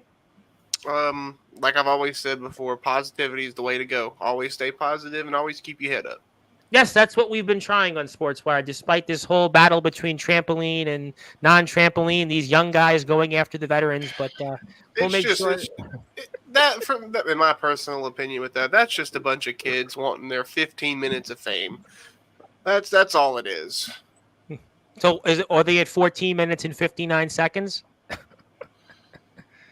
Their time's coming short. Okay, well, thank you for letting us know that time is coming up. So we're here with Rob Maraska. We'll be joined with Rob here in a few minutes. Alan, I'm going to give you the floor because TBK went on a break. Anything else you want to say before we move on to the second half of the show? I think I'll keep Randy on for about 5 minutes because I want to open up with Goudreau and we'll let the wrestling guys move on here. But anything else you want to say, Alan, into closing thoughts? I mean, we're looking forward to Summer Bash, and hopefully I get a chance to watch that soon. Yeah, I'm really looking forward to TBW Summer Bash. I will be in the Tri-Star Championship match. Summer Bash shirt, I have one, by the way. This one. It will be a four-way elimination match. I'll be one of the participants. If you haven't already seen the latest episode of TBW, I faced off against Chaotic, got the W, and Chaotic is another member in that match, so me already getting the and he's wrestled I think the most matches in the season the entire year, and anybody in the roster, he's like the measuring stick of TBW. Hey, I mean he is someone not to take lightly, and he's gonna be someone to definitely pay attention to in that match. I definitely have to keep my eye on him, especially with the history I've had with the Prophecy over the past few months. You've really been having your own problems with them in the last about really 3 or 4 months right now, so yeah, I'm excited for all of it, and excited to talk some football with you soon, and also get back onto your streams, and looking forward to all of it. Hope you enjoy Labor Day weekend. Don't work too hard, and hopefully you come back here next week in one piece. Oh, yeah, 100%. Thank you, Alan. Mr. Trenson, I'm going to actually put up your banner so people can follow you, and we'll go with TBK. TBK, I'm going to give you the floor. Any closing thoughts you got, and we'll let you have it now. Yeah, absolutely. Do you plan on talking any football tonight? I'm really not really. I next week I'm doing a lot of football. I'm gonna do like a few minutes on it, but I'm gonna do baseball because I got Rob and Chris's new show. So I'm gonna do like a little bit of football, but not a lot. Next week I'm gonna do football. Next week I'm gonna definitely do like 30, 40 minutes on football. I'm gonna definitely do football. So if you want to jump in for football next week, absolutely. Cool. Football. I'm gonna preview the season. I don't think I'm going to pick every game yet, but I'm going to definitely get football. And today I might do a few minutes just because I got just Chris and Rob. So I mean, but I'll definitely do I'll definitely do football next week for sure. Awesome. Real quick, yes. Rob, Chris, just want to give some love to the OGs. Good to see you, boys. Glad you're here. And, good to see you. Thanks, Rob. I appreciate the hell out of you. Anyway, so just real quick, saw an interview recently with Matt Hardy, and he was talking about he was asked if they were thinking about making their return to the WWE. Yep. And somebody in my wrestling chat had said, yeah, but do we really care about the Hardys at this point? And absolutely, of course we care about the Hardys. The Hardys are a main staple. You do not have so many iconic moments without the Hardy Boys. So to allow them to come back, it doesn't have to be anything super duper spectacular, but let them finish out their career. Let them finish out their career with dignity. Give them their Hall of Fame, and I would love to see everything come full circle. Still waiting on any news that we may have of the Lucha Brothers joining WWE, because I would love to see them in there, because like I said, me personally, I am a fan of the Lucha style of wrestling. I think WWE needs that right now just to shake things up. But Yeah, that's pretty much it for me. Thanks No, for I having think me the on. Hardys is an interesting one. I don't know if it's because they've had an up and down history with WWE. They've been in and out of the company. Sometimes that's a Yeah. part of it. Politics. Jeff Hardy's had a long documented history with personal issues and Gotta stay demons. And sober. I don't know if that's that. I mean, Well, Matt Hardy's an interesting that's- guy. That's what I I'm don't know. saying. I think at this point, if you want to do the Hardys justice, let them have their moment, and for God's sake, just let them go out on top. Yeah, they really didn't do that with the Dudleys when the Dudleys came back years ago. The Sure, Dudleys had the sure. run, and I don't know, WWE.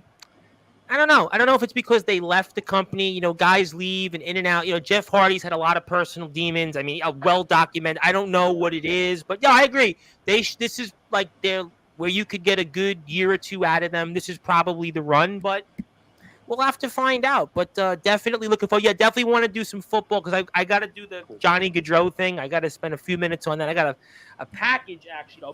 Maybe I should open the package up. But you know what? Actually, I'll tell you what. We're gonna keep everybody here. We're going to open this package. Better be good. Now, this package, I posted on X about this here. So let's do this here. We'll stay here with this for a minute. This was a package which I think might be the end of Sportswire Radio. So maybe one of you guys will be the lucky one. Maybe I'm getting this because, I posted on Facebook last week. I've had like these random incidents. Like I run into these kids and they go like this. And I had one guy in the 7-Eleven. I thought we had to call the police. And I'm thinking, okay, these kids sent this. They've been so tired. They just don't like me or whatever. I have one other kid on Forest Avenue, yelling at him in the street. So maybe this is related to they found out where I live and they've given me something to blow me up. Maybe this is where one of you guys are going to listen. Yeah, Sportswire's got almost 1,000 subscribers. So which means when you get to 1,000, you're going to get the monetization. So congratulations. You got a lotto ticket. So I'll tell you what, I'll open you up. What do you want to say? Yeah. No, on second thought, open it up. Open this package up. Get ready for a disappointment. Well, maybe it won't be. Who knows? But okay, we're going to open this up. Let's see. Okay, so there we go. Okay, so I got it here. Okay, there we go. Let's see. There we go. Hey, let me ask you something, guys. Does Backyard Wrestling, do they have that championship belt that WWE used to have where, what was it, the 24-hour? Not the 24-hour, the 24/7. Yeah. Like, so they could. Depends on the Fed you're in. Yeah, CBW personally doesn't have a title like that. So maybe they think Tom has a belt like that and they're trying to challenge him for it. You know what? There's a lot of just things that saying. people think. But I got this package. It seems like doesn't smell like anthrax. It doesn't smell like Check it. So You know what? Check You'd be the the powder first to that's in know. there. it's a cup. It's a top cup holder here. Rob Maraska, the contest man, has given us a cup holder. Is it because I thought it was a cup. It's a cup holder. Rob Maraska with a cup holder here with a spider on there. Boy, do you want me to get like a spider? Thank you, Rob, for giving I me wonder how that got in there. Well, I have a spider in there. Thank you very much. I guess you want me to be bit by Spiders a are spider. good luck. Don't worry about it. I appreciate all of that there. Okay, well, I appreciate Not that. when you have Rob. Thank- arachnophobia. Well, I don't actually, but I have other things to worry about, But thank you, Randy's frozen because he's so elated to see that. But yeah, thank you for that. But yeah, to answer your question before I let these guys move off, Backyard Wrestling. There's so many companies and so many feds that they have endless championships. And it depends where you go. This platform's actually involved in a couple of big things: Summer Bash, Riot in the Ring, All Wrestling Matters, Hardcore Tournament, the Backyard Havoc, the Backyard Brawl. So we have actually a championship in some of those belts. I actually sponsored sort of and own a portion of. So we have some of that. But yeah, listen, there is hardcore titles. Actually, Alan's company just retired a hardcore championship, which Alan was very happy about because it's giving him a title shot now. But that was a good question. I do love the backyard questions because we get a lot of them. This is obviously really the home of that. But I could talk about backyard wrestling all day, but I want to talk about some sports. I want to let the wrestling guys move off. TBK, I'm going to see you right next week. We're good for next week? Yes, Thank sir. you for that. Shane Davidson, you got to go change diapers. I'll see you. Alan Michaels, you got to go ready to eat Raising Cane's and maybe go somewhere else in the ring. Thank you, Alan. I'm going to let you go. And we're going to take these guys off the screen. Am I missing somebody else? No. Okay. I'm going to keep you here for a few minutes because I do want to talk about the news that absolutely devastating. I mean, Johnny Gaudreau you're a hockey guy. Obviously, you host the hockey fan chat for us, and just wanted to get a few minutes on that and just your thoughts on the impact of Johnny Gaudreau, who lost his life tragically. I mean, I don't even want to talk about it, but Rob Maraska's Grim Reaper show continues to make sense. But yeah, I know we're laughing, but not laughing really. Trust me, we're not laughing at it, but it's not. But we understand. But he passes away at the age of 31. And Randy, what do you want to say? It's heart-shattering news. Like living in Calgary, I got to see Johnny Gaudreau play the first number of years of his career in Calgary and how much he just meant to the community, the city. And I know in Calgary earlier today, people brought flowers to the arena just paying tribute to him. He is such a great player. Like, I know he wasn't doing great things in Columbus with his performance, but you saw him how he played before, how amazing. Oh, a couple years ago, he was right at the top of the league in scoring, if I recall correctly. And Exactly. It is just such a tragic loss, not only for the world, but for the NHL life, like how everyone is gone and stuff, how he's gone and stuff. And it's just heart shattering, like, and not just heartbreaking, just shattering. Yeah, Only 31. Sean Monahan was going to Columbus to play with Johnny Gaudreau.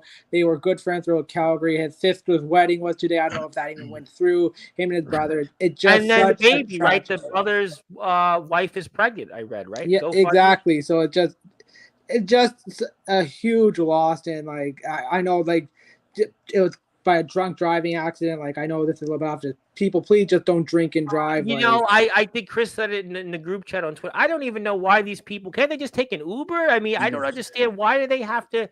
It's 2024. I just don't understand why they make these decisions. I just don't understand it. And terrible. It would be terrible regardless if somebody wasn't the stature of Johnny Gaudreau. I never understand this. I don't get it. I don't. 100%. Yeah. You guys want to say anything else on it? Anything else? It's horrible. It's selfish people. That's what it is. Selfish, stupid people. A lot of a-holes in the world. A lot of a-holes in the world. Does not care about anyone by himself, because he was in court today and the judge says, well, it's a holiday, so you're going to be here till next week. And he said, well, you mean I have to stay until Thursday? This is what this idiot is worried about, getting home. Hopefully you're not going home for a long time. Well, I definitely hope he ain't going home. But, just terrible. I mean, just, for the hockey I fan. hope the guy gets like two life sentences. Yeah. For what he did. I think the the whole country has to get tougher on drunk driving. Yeah, I don't understand why we have Ubers, we have Lyfts, we have all these things. Don't have taxis. So it's like, yeah, I just don't understand. It's so easy, but it's so easy even now. Everybody has a $20 to take an Uber. That's what I listen. Yeah, but that's the thing. I don't understand that you have a phone now to just tap it in and they get right to your location. Why do people need to go out and do these things? I just don't. Yeah, I'm sorry. And they're never the ones who get killed or get hurt. Well, it's always the other people they hit.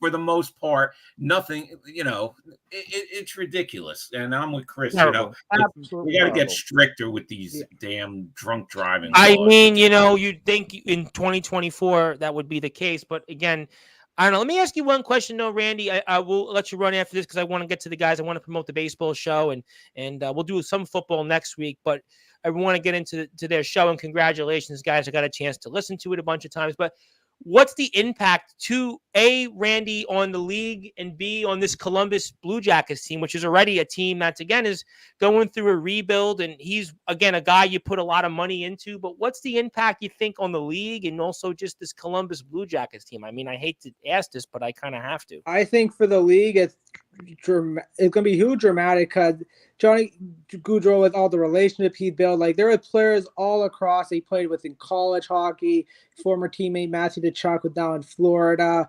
Like, so many people are just affected because you're losing a true star of the game and an ambassador of the game. Like, people look at Johnny Gaudreau, not the biggest guy, so it showed anyone, listen, if you're willing to work for it, you can get the league. And for Columbus, it's just gonna, I don't know, it's gonna put a huge hole in their lineup. They're gonna really suffer because they just traded Patrick Laine.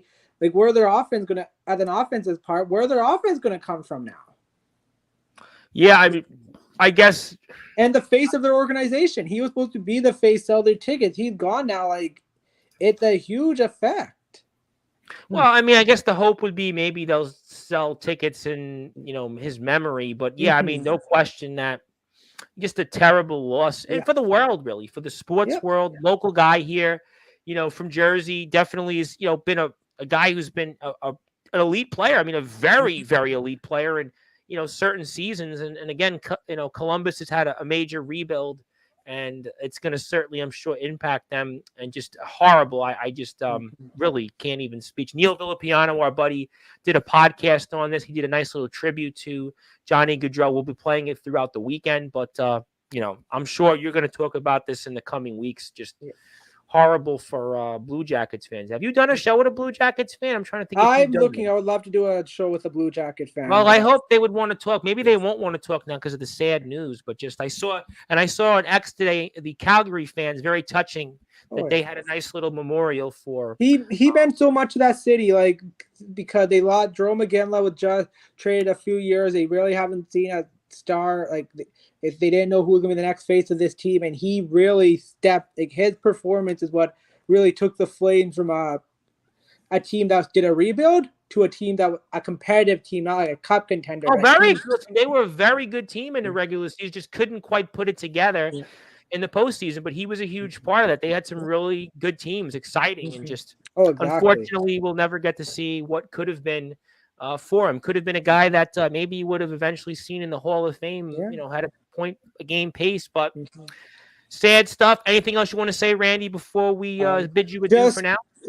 Say that's how the last thing I'm just going to say before signing off. Just tell your loved ones you love them, because with today, what happened with Johnny Gaudreau, life is just so precious. So just tell your loved ones out there. Absolutely, we just take life for granted. You just think about.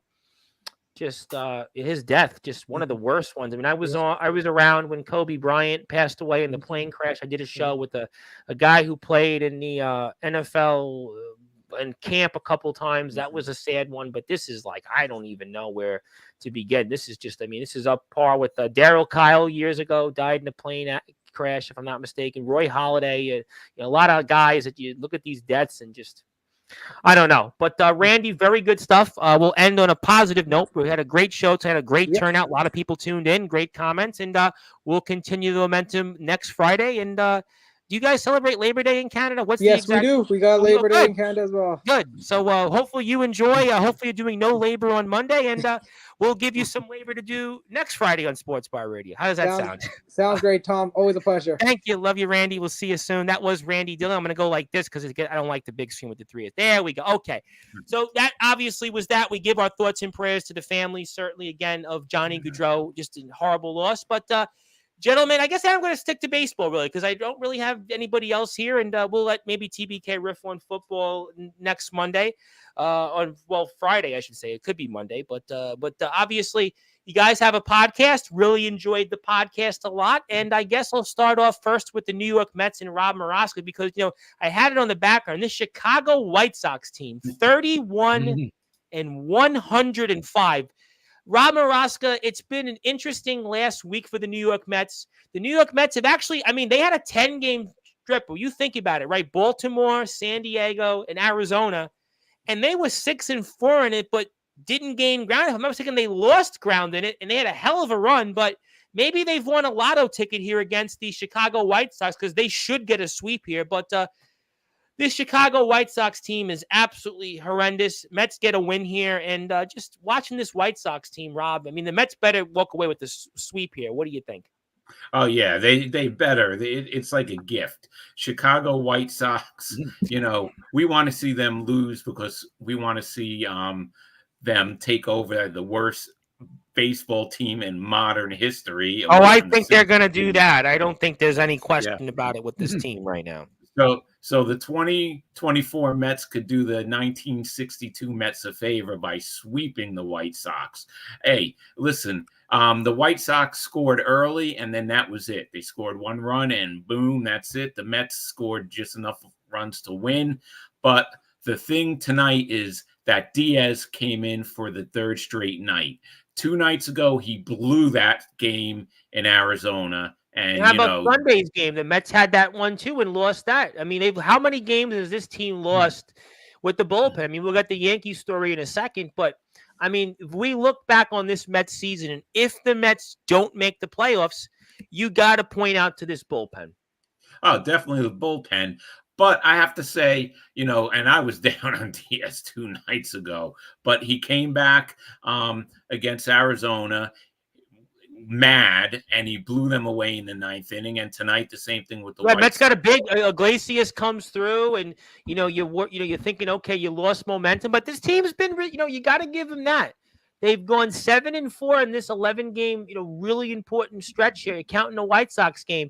You beat 2 out of 3 from Baltimore. You go out and split the Padres. Should have had 3 out of 4.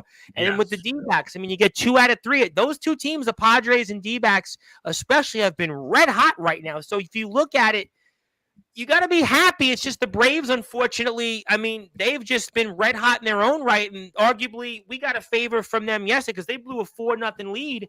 But this Mets team, I mean, it may very well come down to the fact that they're going to have to go. They may even have to sweep in Atlanta because right now they're 3 back and you're running out of time. Yeah, well, they may have to sweep in Atlanta. But you know what? This is like me and Chris were talking about on our show. Yes. This is what Major League Baseball wanted. It's going down to the wire, and it makes it's going to it, but not as much as it looked like a few months ago. There's a lot of things. I mean, the Yankees in Baltimore are definitely going to go to the wire. I think the NL West is shaping up to the wire, the Central's to the wire, but these wild cards, not so much right now. Oh, I don't know. It looks like all of a sudden the Cubs, and we wrote them off on Monday on our show. All of a sudden the Cubs are starting to win. And the Cubs have come back here. They finally the Cubs have played really well lately. They've kind of struggled all year at times, but maybe they're getting hot at the right time. Yeah, who knows? And Kansas City lost a couple of games. So Cleveland, I think, I don't know. 2.5 ahead. They're 2.5 ahead. Okay, so yeah, I still think I like the Royals. I really do think they're playing good baseball. So Royals had an injury, I think potential injury yet. I think Thursday's game, if I'm not mistaken, they've got 3 guys with 90+ RBIs. Obviously, Witt 28 homers, 27 steals, and their starting pitchers, I think, 4 guys with an ERA of 3.5 or less. That's really what's carried Kansas City there. But they lost Pasquantino. That's what I was referring to there. Yeah. They had an injury there. That's a big loss. It was one of those players with 90 RBIs or more on their team. Hey, he's had a really good season this year. Yeah, Kansas City was one of the biggest surprises in baseball. I mean, who would have guessed the Kansas City Royals, would have been 14+ games over 500 and, relatively speaking, comfortable in the playoffs. But, Cubs are right there behind the Mets. They're 5 back, I think, of Atlanta. They're there. Cubs, again, have not quite put it together, but you're there. You're getting hot at the right time. You've got, again, the Padres and Diamondbacks kind of fighting it out. The Dodgers have got a little bit of more ground that they've kind of solidified. Phillies have kind of walked through most of it. You've got, again, the Astros and Mariners. I think Houston's kind of in the edge, but Mets get a win. Okay.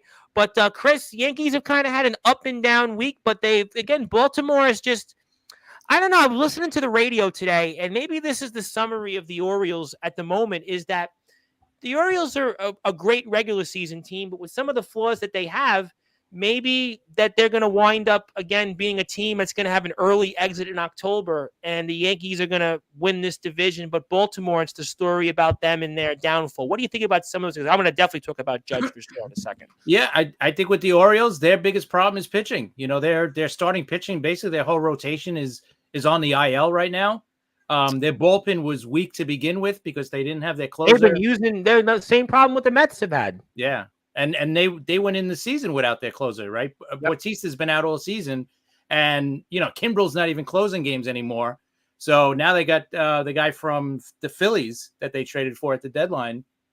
He's been closing games. That's not going to last long. Didn't he blow a game or two also recently, if I'm not mistaken? Yeah. I was listening to it on the radio that they. He did get the save tonight, but it was in Colorado, so You got to sweep not in to get Colorado. crazy You know, about I it. know Yeah. Colorado plays well against 500 teams or better, but you're Baltimore. You're a game and a half back. You got to sweep. You got to sweep this series. At this Absolutely. point, you're running out of games in the calendar.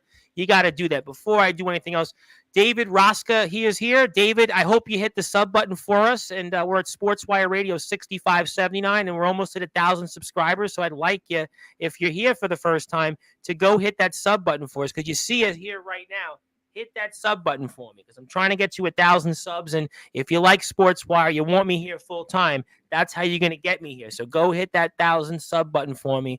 I'd really appreciate that, because we'll talk baseball every Friday night with these guys. And they're the host of the New York Baseball Talk.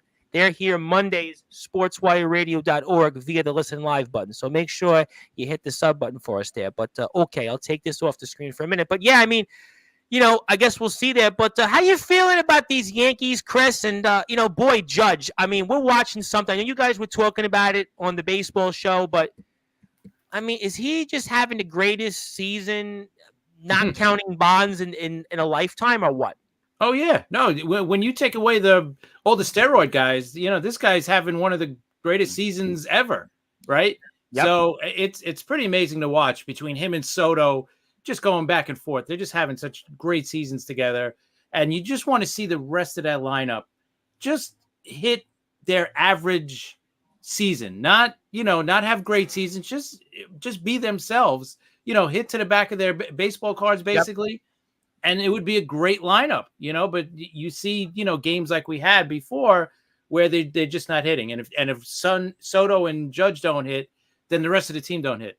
But tonight it was kind of the opposite. So what do you think that means for October? Baltimore's flaw we talked about is the pitching. So what does that mean in a short series? If you don't, Judge and Soto don't hit, or you pitch around to them, what does that mean for the short series coming up next month? What do you think that means? I personally think, and we kind of talked about it a little bit too, I think when the playoffs start, that's when you're going to see these pitchers pitch around Judge, because then, games are much tighter, obviously, in the playoffs. The pitching is magnified, everything else. But I think you're going to see the pitchers pitch around Judge more until the guys behind him start proving, otherwise, right? I'd rather lose to Austin Wells. I'd rather him beat me. Or Bobby and Donald on their show have been talking about that. So it's going to be interesting because, listen, Judge has not had a big postseason yet in his career. No. He's got to do it because he's got to have that World Series championship with him. To be, listen. Well, that's interesting. You said that. Do you guys both feel that way, that they have to have that for the team, that Judge Soto's a free agent? So we know, obviously, he's magnified by this, but certainly for Judge, he's the captain. He's put in a lot of money. You've invested into him, but you want to obviously be a guy that goes to a World Series. And we know it's well documented that this Yankees team has not been to the World Series, let alone win one, since 2009. The Yankees aren't used to this. They've had the success, unlike, let's say, in the 80s where they didn't have any trips to the postseason. But this Yankees team, especially with Judge as the captain for this generation, you got to get to a World Series and win it, right? Absolutely, 100%.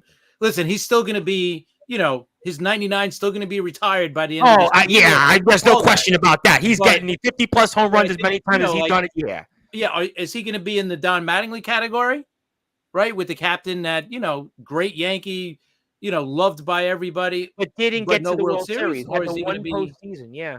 Right. Or is he going to be in that upper level, with Jeter and all those guys that have won? Last weekend, we saw the 2009 team being honored, right? And that's the last Yankees team to have been to a World Series. Again, the Yankees have been to the playoffs a lot, but they haven't been to a World Series. And you're thinking about it, I don't know if this Yankees team is built for that. It's been the record's good, but it's been so up and down. You could say that about every team in the league this year. There's no dominant team this year.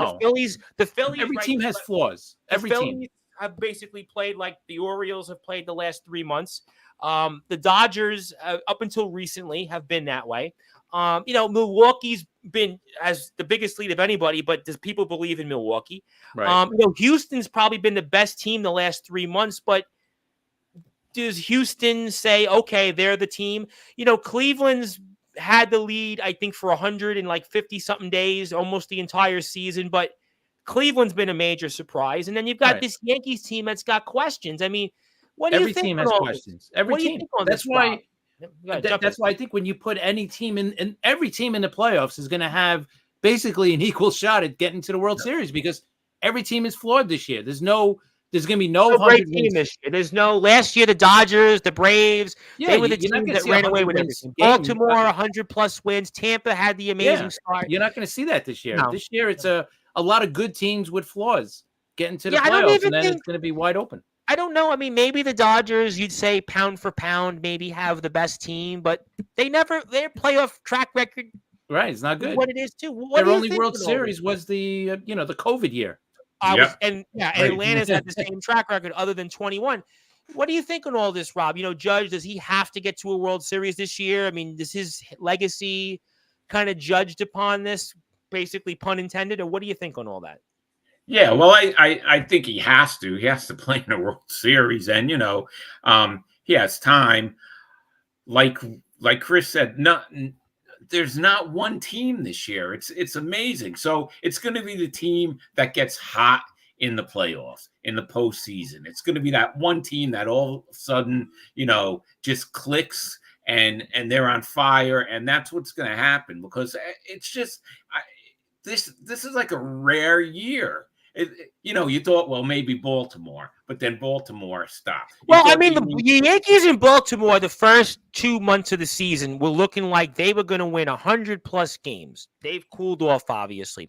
The Dodgers had everybody and their mother on their lineup. And, up until recently, again, they've kind of sleptwalked through the season. The Phillies had the hot start in the National League. They've cooled off. Atlanta's had a bunch of injuries. They are where they are. Cleveland, nobody's really saying, oh, my God. And Houston's right there again. They've made some moves. Houston's got the track record. But, again, Houston, this is not the same Houston team that's won a World Series or been to a bunch of them. So, I don't know. I do want to get to a couple of comments. First of all, that's Rob's ex. Go follow him on X. I'm going to put Chris's up in a second so you can get in touch with the guys. They are the hosts of the New York Baseball Talk, and really enjoyed that. We have a nice little 1-2 combo on sportswireradio.org via the Listen Live button. Like with the Pinstripe Chronicles, you'll be hearing them throughout the weekend, or when I remember. Well, actually, you're in the rotation. Bobby's new show isn't, but we've got his old show still in the rotation. Maria DeFalco is here. Maria, hopefully you're not related. Are you related to Robert DeFalco, the well-known realtor? If that's the case, I would say follow us anyway on Sportswire Radio. Go hit the sub button for us. Please do. We're almost trying to get to 1,000 subs, which would really help everybody here. So thank you for that.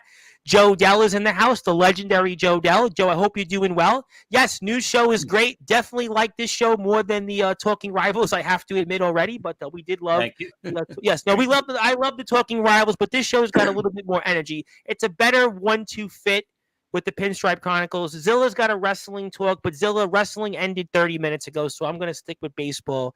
We appreciate that. I'll come back. There's plenty of wrestling talk on Sportswire. See you when you want on that. But, okay, so I got that Yankee side.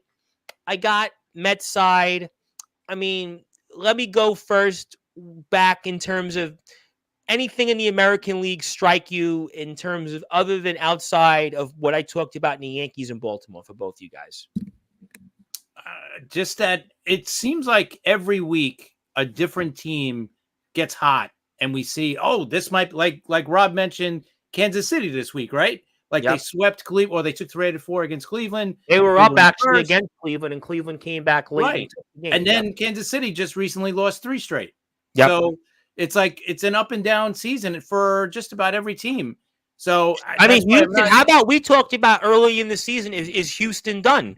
And Houston's got a 4.5 game lead over Seattle. Seattle was in first place for about, I think, the first 3 months of the season, and they just fired their manager. I mean, listen, I look at Houston as, if you remember, like, it wasn't that long ago, obviously, though, with the Patriots, every year, right? Every single year, you could not count that team out, right? You couldn't count them out.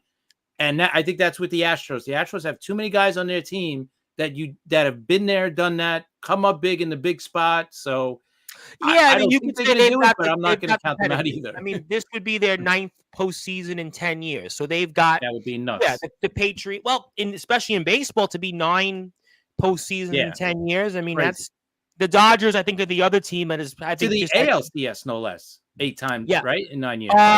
Yeah, I think this would be the ninth in 10 years because I think it was 15. They were in the 15 was DS, so it's 8 out of 9. 8 out of 9 practically. It's crazy So when you that's- think about it. Yeah, and with Houston and Seattle, as we've seen, Seattle, excellent pitching staff, no hitting, and you cannot. There's no way with Houston in that division that they're gonna take that. There's no way.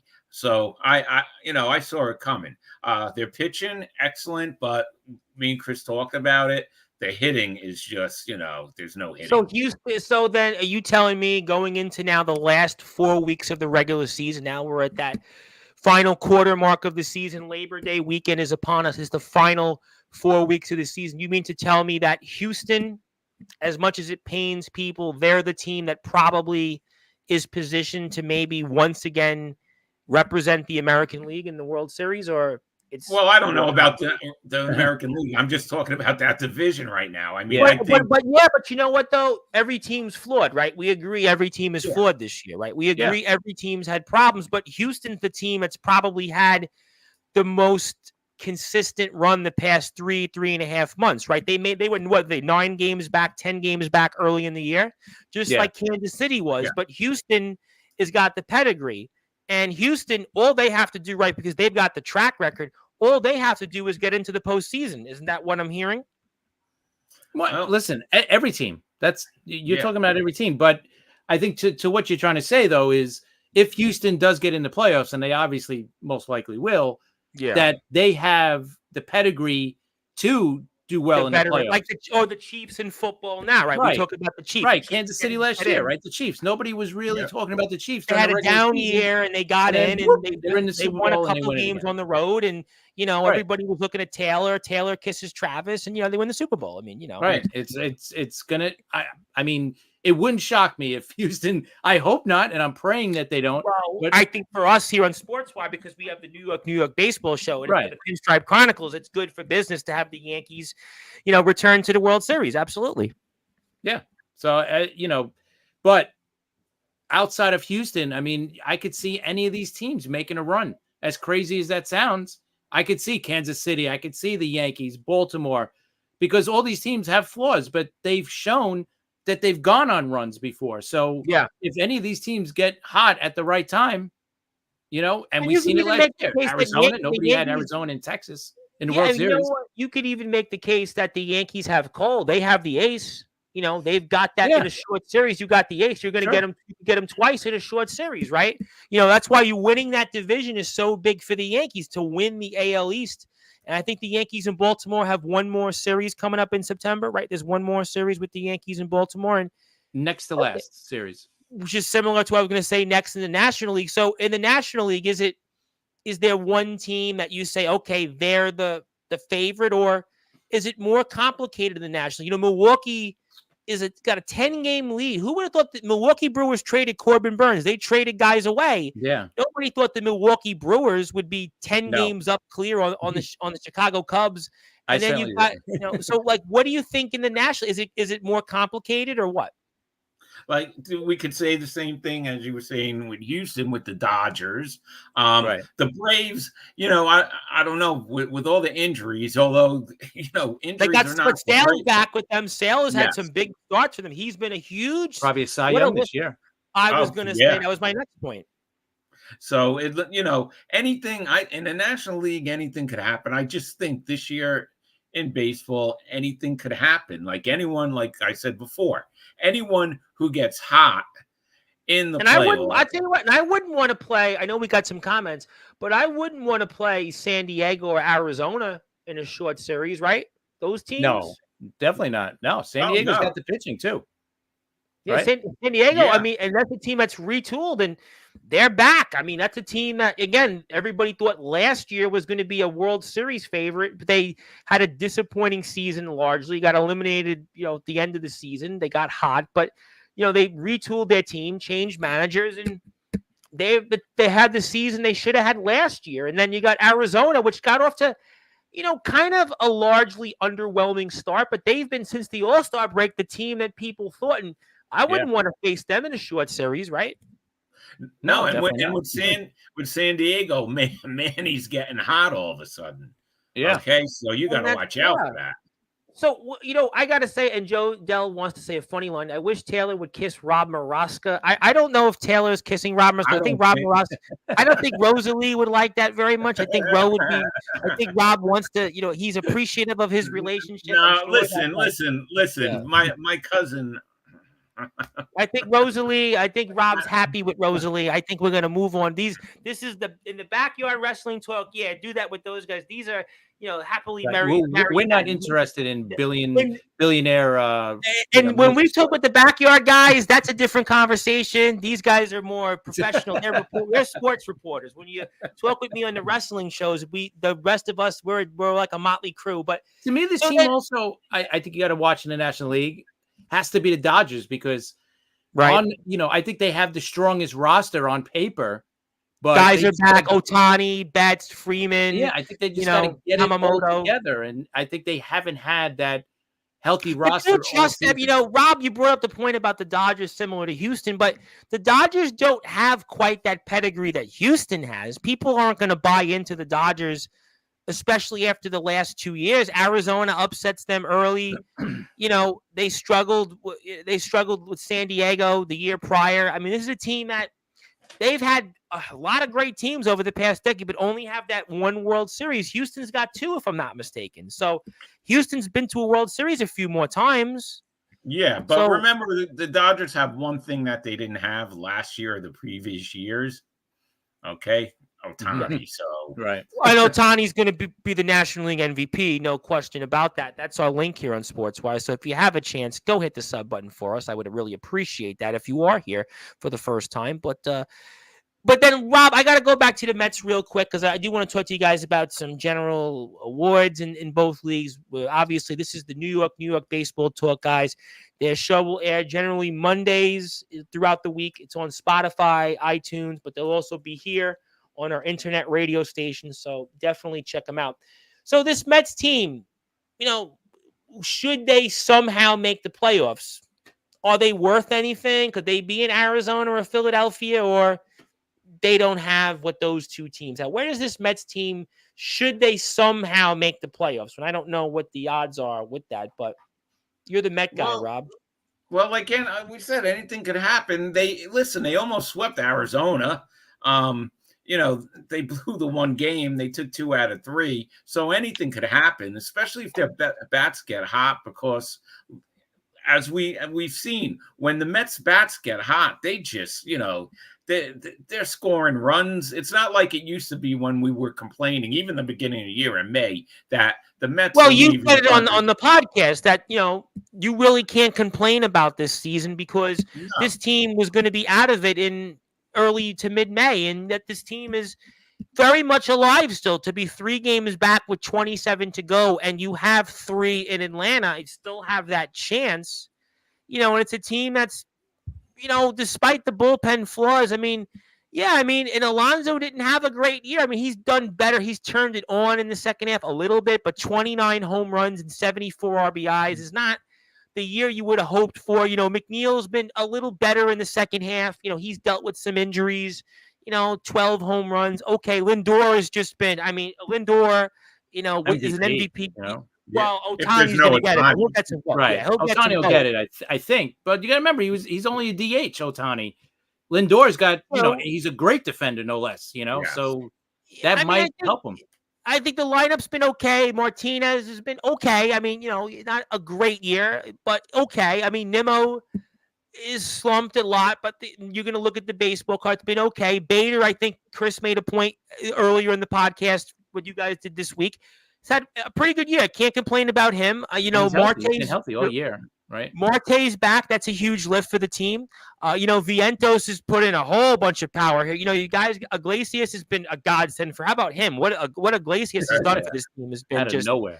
Amazing. But I guess with this Met team, it's going to come down to just what do they have the bullpen? You look at it.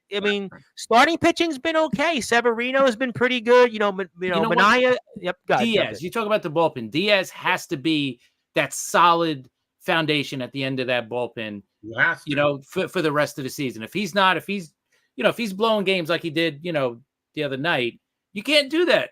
Your closer has to be that guy, especially in a weaker bullpen. So he's got to be that guy that he was a couple of years ago before his knee injury, and be that lockdown guy. Boom. Rob's gonna not like it, but I'm gonna say this. I run into somebody today, and the Mets came up, right? Because the guy was I've known this guy for 20 years, and he's a huge diehard Met fan. He's like Rob Maraska, but he's actually older than Rob Maraska, just by a little bit. And the point is that we're talking about the Mets. I was like, this Met team, the last 10 games, wanted to take his temperature. This Met team, look at what they've done against Baltimore recently, San Diego, Arizona. You got to be feeling good about this team. He goes, he's like, Tom, this team, look at what they did on Wednesday. How about Sunday? How about the game against Houston, up 5 runs and blow that game? How about games earlier in the year with St. Louis? You lost that game. And San Diego here early in the year. This team, they're going to die. Didn't matter to him. It didn't matter that they got the White Sox. You're going to sweep them. And he, in his mind, was made up that, sure, this team's, probably had a little bit better than expected season. They're going to probably end up over 500. Probably going to be ending up mathematically alive for a while in September, realistically. But in his mind, it was already to the point that the Mets are going to go to Atlanta and they're going to die. That was basically his mind was made up. Is that a fair statement, Rob, or is that you're the Met guy? If that's how he feels, that's how he feels. I try to be positive. Like I said on the podcast to Chris, where I feel like it's a bonus. We thought May we were done. If you remember, we were talking. You didn't even want to talk about the Mets on the show. And I'll be honest. It's amazing. I'm talking about this team on August 31st right now. Eastern time, 12 in the morning. But yeah, they've had a pretty good season. I mean, they had a hot run. They had a great June. Cooled off a little bit after the All-Star break. But considering all the different things, they've had these long road trips. I mean, they're over 500. I mean, there's 7 games over 500 now, and they're in it. I mean, they're definitely in it. I don't think I'd feel great about this team's chances. Because they do have some tough series coming up. They have Philadelphia in September still. Cincinnati, I think, is still left on the calendar. Cincinnati is going to be tough.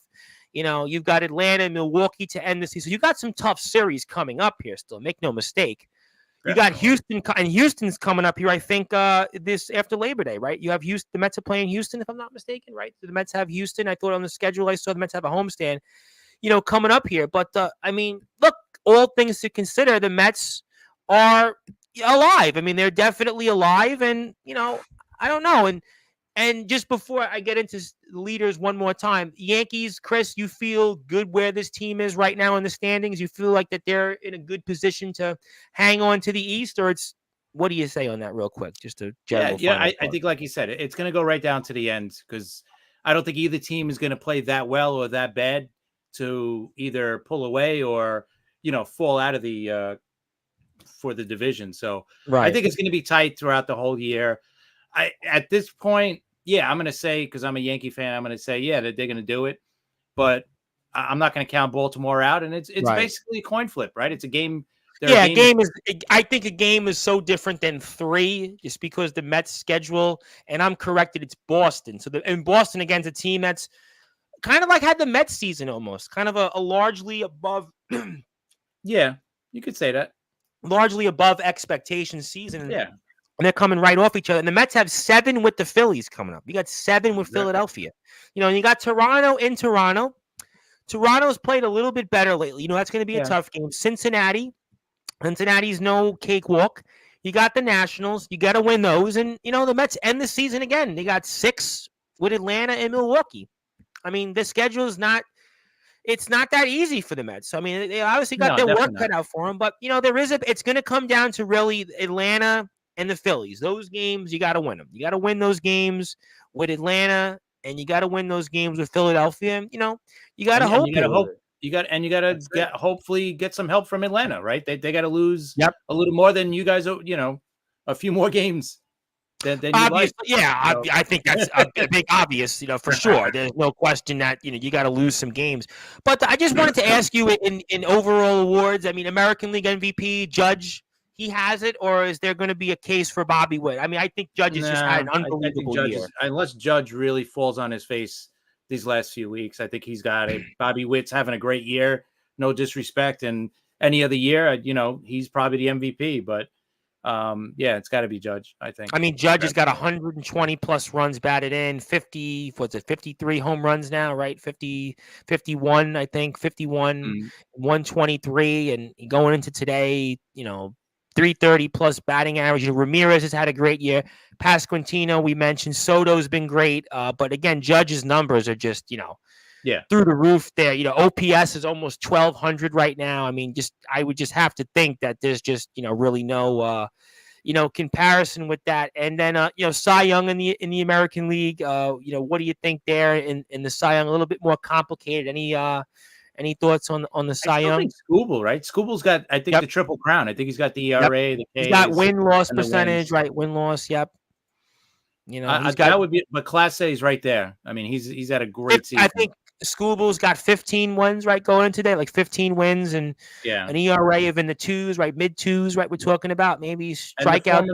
Has been really good too, right? Lugo's had a really good season for Kansas City. Lugo, I mean, he's been a big topic right now, and how about the Kansas City rotation there? Yeah, I think that's where you're going to look at. But yeah, definitely Skubal's been good. Tigers have played better lately. They're kind of alive mathematically. They're still relatively in it. I don't know if you really think much of them. Valdez has had a good year.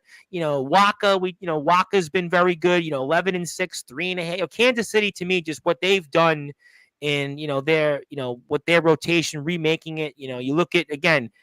Corbin Burns was right there for a while, but he's tailed off. You would have definitely had him in consideration. All right, and the National League side, Rob, Ohtani's MVP for sure, or it's just somebody else from it. I mean, Lindor is going to get votes, but I just can't see Lindor getting MVP this year.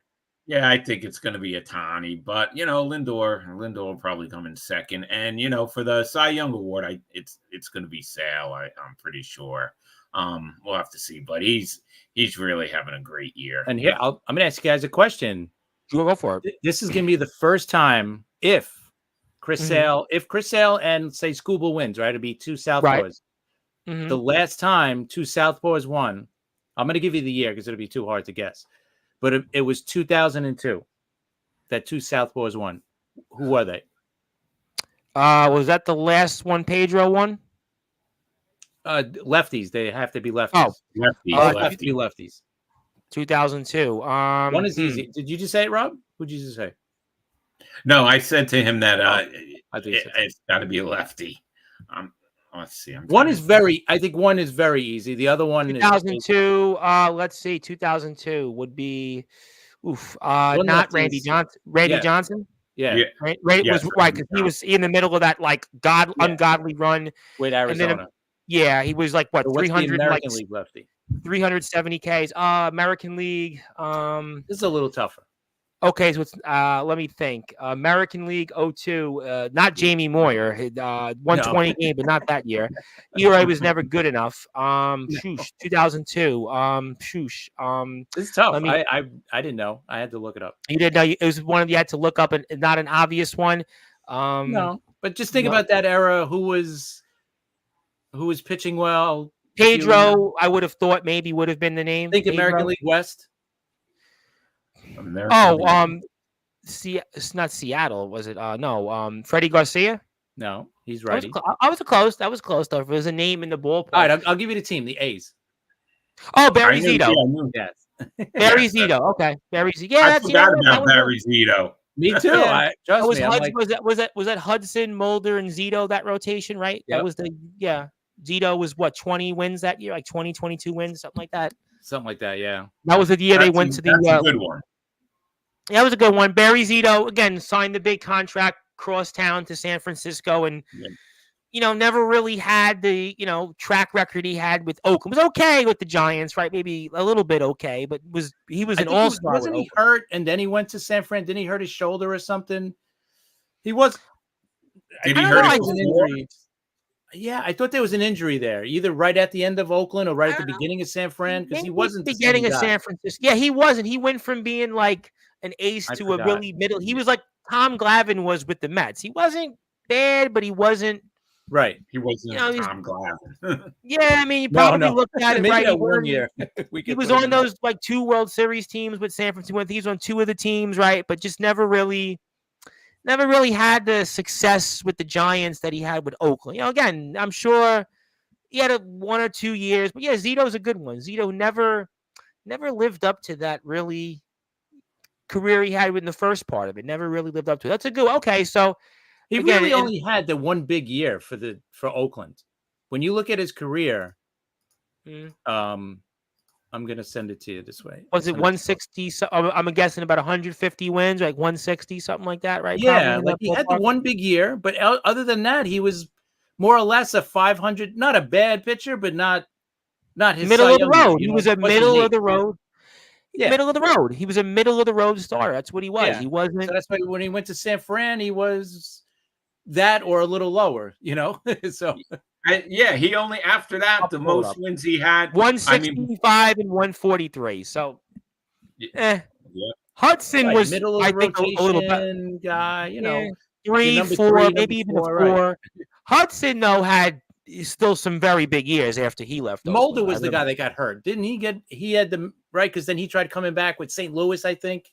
Yeah, he did. I remember that he pitched. He didn't have the success that the other two had, but he had some big years. But I think his career was like, did he even win 100 games? Maybe right, 100, right, a little over 100. But Hudson was definitely a guy that's, one of those. Yeah, Hudson was definitely one of those guys that, you look at and say, okay, could have been, something. He won a lot. I mean, he was a big time pitcher, but fell Hudson off the won 222 games in his career. And doesn't get Hall of Fame discussion, right? Is he even on the ballot still?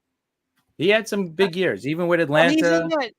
He's in that Mark Burley territory, right? We're kind of around the same career, kind of. Maybe Hudson was probably more dominant, but their careers are kind of similar in that sense, right?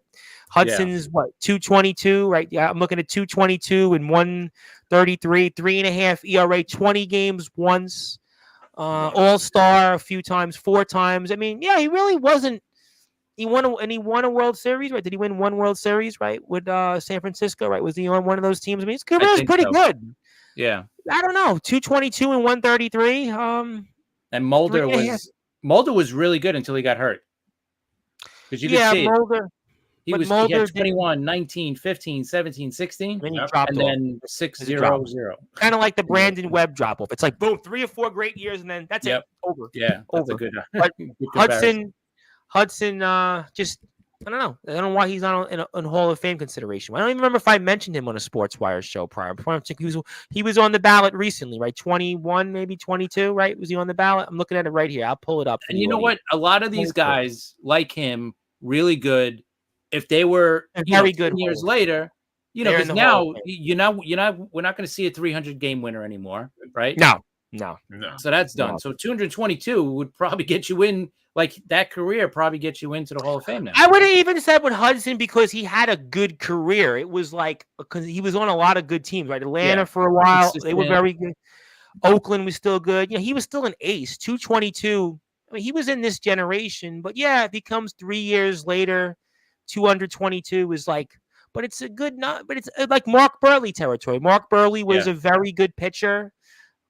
Today would be considered a surefire Hall of Famer, but doesn't really get the kind of recognition, more or less kind of like like a Tim Hudson, Mark Burley. I mean, I think he has, 2 no-hitters, right? Mark Burley has multiple no-hitters, if I'm not mistaken, right? I mean, perfect. Wasn't one a perfect game or no? Or is it? Might be. I mean, it might be. I'm looking at Burley now, 214 and 160, 214 and 1, very identical. And he's got, but I don't think Burley, like when you seen him pitch, like for me, like he was never the ace. No. Right? He's on the ballot. He gets more votes than Hudson. Hudson was an ace. Yeah. I don't know. I don't understand that. Burley was a solid pitcher. I'm not putting the guy down at all, but I never thought he was a Hall of Famer. I would. The only thing, I mean, he pitched 200 innings every year. I mean, that's the only thing I'd say that's really. I mean, he ended well, 15 wins, but he's not. I don't know. I would think Hudson would get the same votes as Burley. I don't think Burley's getting in, honestly. 214 and 160, 3.8. Their career length is the same, 16 years. 16 Right. years. They actually have the same career. I mean, Burley's got 100 more innings, but 100 less strikeouts. He does have the one World Series victory, but he's got, if you believe in gold gloves, he's got 1, 2, 3, 4. He's got 4 gold gloves. I don't know if that's really an indicator, but I don't know. It's an interesting question. Why is Burley getting Hall of Fame more votes than Hudson?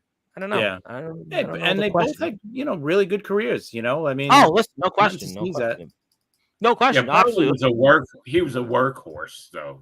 Yeah, but so was Hudson. You're only talking about 100 more innings, 31-26 to like 32-70. I mean, you're talking about Hudson's got more strikeouts. I mean, I'm looking at Hudson's career. He's got 20 wins, ERAs 1, 2, 3 times under 3. He's got 1, 2, 3, 4 All-Star games. Okay, and his second to last year was an All-Star. Last year wasn't terrible, it wasn't great, but he's got kind of comparable numbers. Really, you got 15 wins or more, 1, 2, 3, 4, 5, 6, 7, 8 times. I don't know what the issue is, but I guess we'll see. Thank you, Zilla, for the comments. The guys appreciate that. Anything else you guys want to say? I'm going to save football for next week. It's still football hasn't. I know, Chris, you have a show that you gave me yesterday. I'm going to play it over the weekend. I got a bunch of shows to put, which is nice. We have a nice bunch of shows I got to play: wrestling, baseball, hockey. We'll play them as much of them as we can. But anything else you guys want to share that we missed baseball wise? Anything else that we're missing? I just want to say the show is going to be on Tuesday because of the holiday, so we're going to take it on Tuesday. Well, that's totally fine. I'm on Sportswire twice that day, so there's no holidays on Sportswire. It's kind of like that's the rest. The one thing I'm looking forward to is, especially just the last month, is to see what team kind of stands out, because we haven't seen that. No, we, like I said, like every week we see that team get hot, and then like the following week they kind of fall out. Are the Cubs that team that might be able to put it together? They did it last year. I don't know. What team I think could put it together if they could stay healthy is the Dodgers, right? Because at the beginning of the year, we all loved the Dodgers. They got Ohtani, Yamamoto, they got Hernandez. I want to see this team healthy. We haven't seen them fully healthy, and they're starting to get healthy now. The lineup looks like it's. What's his name came back tonight? Freeman. Freddie Freeman came back today. So Max Muncy came back a couple of weeks ago. So they're starting to get healthy. So if this team could get healthy by the time the playoffs start, this might be the team to watch, especially in the playoffs. If they can get fully healthy, especially pitching wise. Kershaw pitched tonight. He didn't look great, but it's only a couple of starts now for him. I think you're more concerned about him in October, right? Yeah, that's what I mean. Just get him healthy, stretch him out a little bit. So that's a team that, to me, that could pull away a little bit, but not much. But just enough to say, all right, that's the team to watch. So we'll see. And the White Sox, we think, are going to definitely lose 120 games, right? We're in agreement. I think so. I think so. I mean, Andrew Benintendi's right there, middle of the guy with lineup with 15 home runs and 47 RBIs. I mean, this is that's bad. I mean, it's atrocious. I was looking at this lineup, and their batting average. Feel like if you got cut from the White Sox. Right, if you were a player, and you got. I mean, you know what? The 03 Tigers were pretty bad, right? But they found a way late to get the 43 wins. But this team is I don't even know how this team, how quick this rebuild is going to be, because the Tigers, at least a couple years later went to the World Series. They were good for a long period of time. I don't know what this team. I'm looking at this roster, they better hope their farm system produces some really good players and right away. Years ago, that was the best team in the American League, back-to-back playoffs. Tony La Russa is manager, and they're gonna probably, like you said, lose 120 some odd games, 31 and 105. So you got to go 12 and 14 the rest of the way to avoid 42 and 1. I don't see them doing that. I don't see them. I don't either. Anywhere near a 500 team. Yeah, they're that bad. I wonder what they're. I'm looking at it tonight. I mean, this was just, Let's see what their. All right, let's see what the rest of their schedule is. real I'll quick give it to before you. we go. All Right, they got the Okay. Mets now. Then they play No. at Baltimore, at Boston. Then they come home to play Cleveland and Oakland. Oakland's been playing really well. Oakland's had a good second half. Oakland's, I think, over Yeah. 500 in the second half. They got the Angels in LA, and then they got the Padres in San Diego. Then they come home to play the Angels, and then they go to Detroit the last three.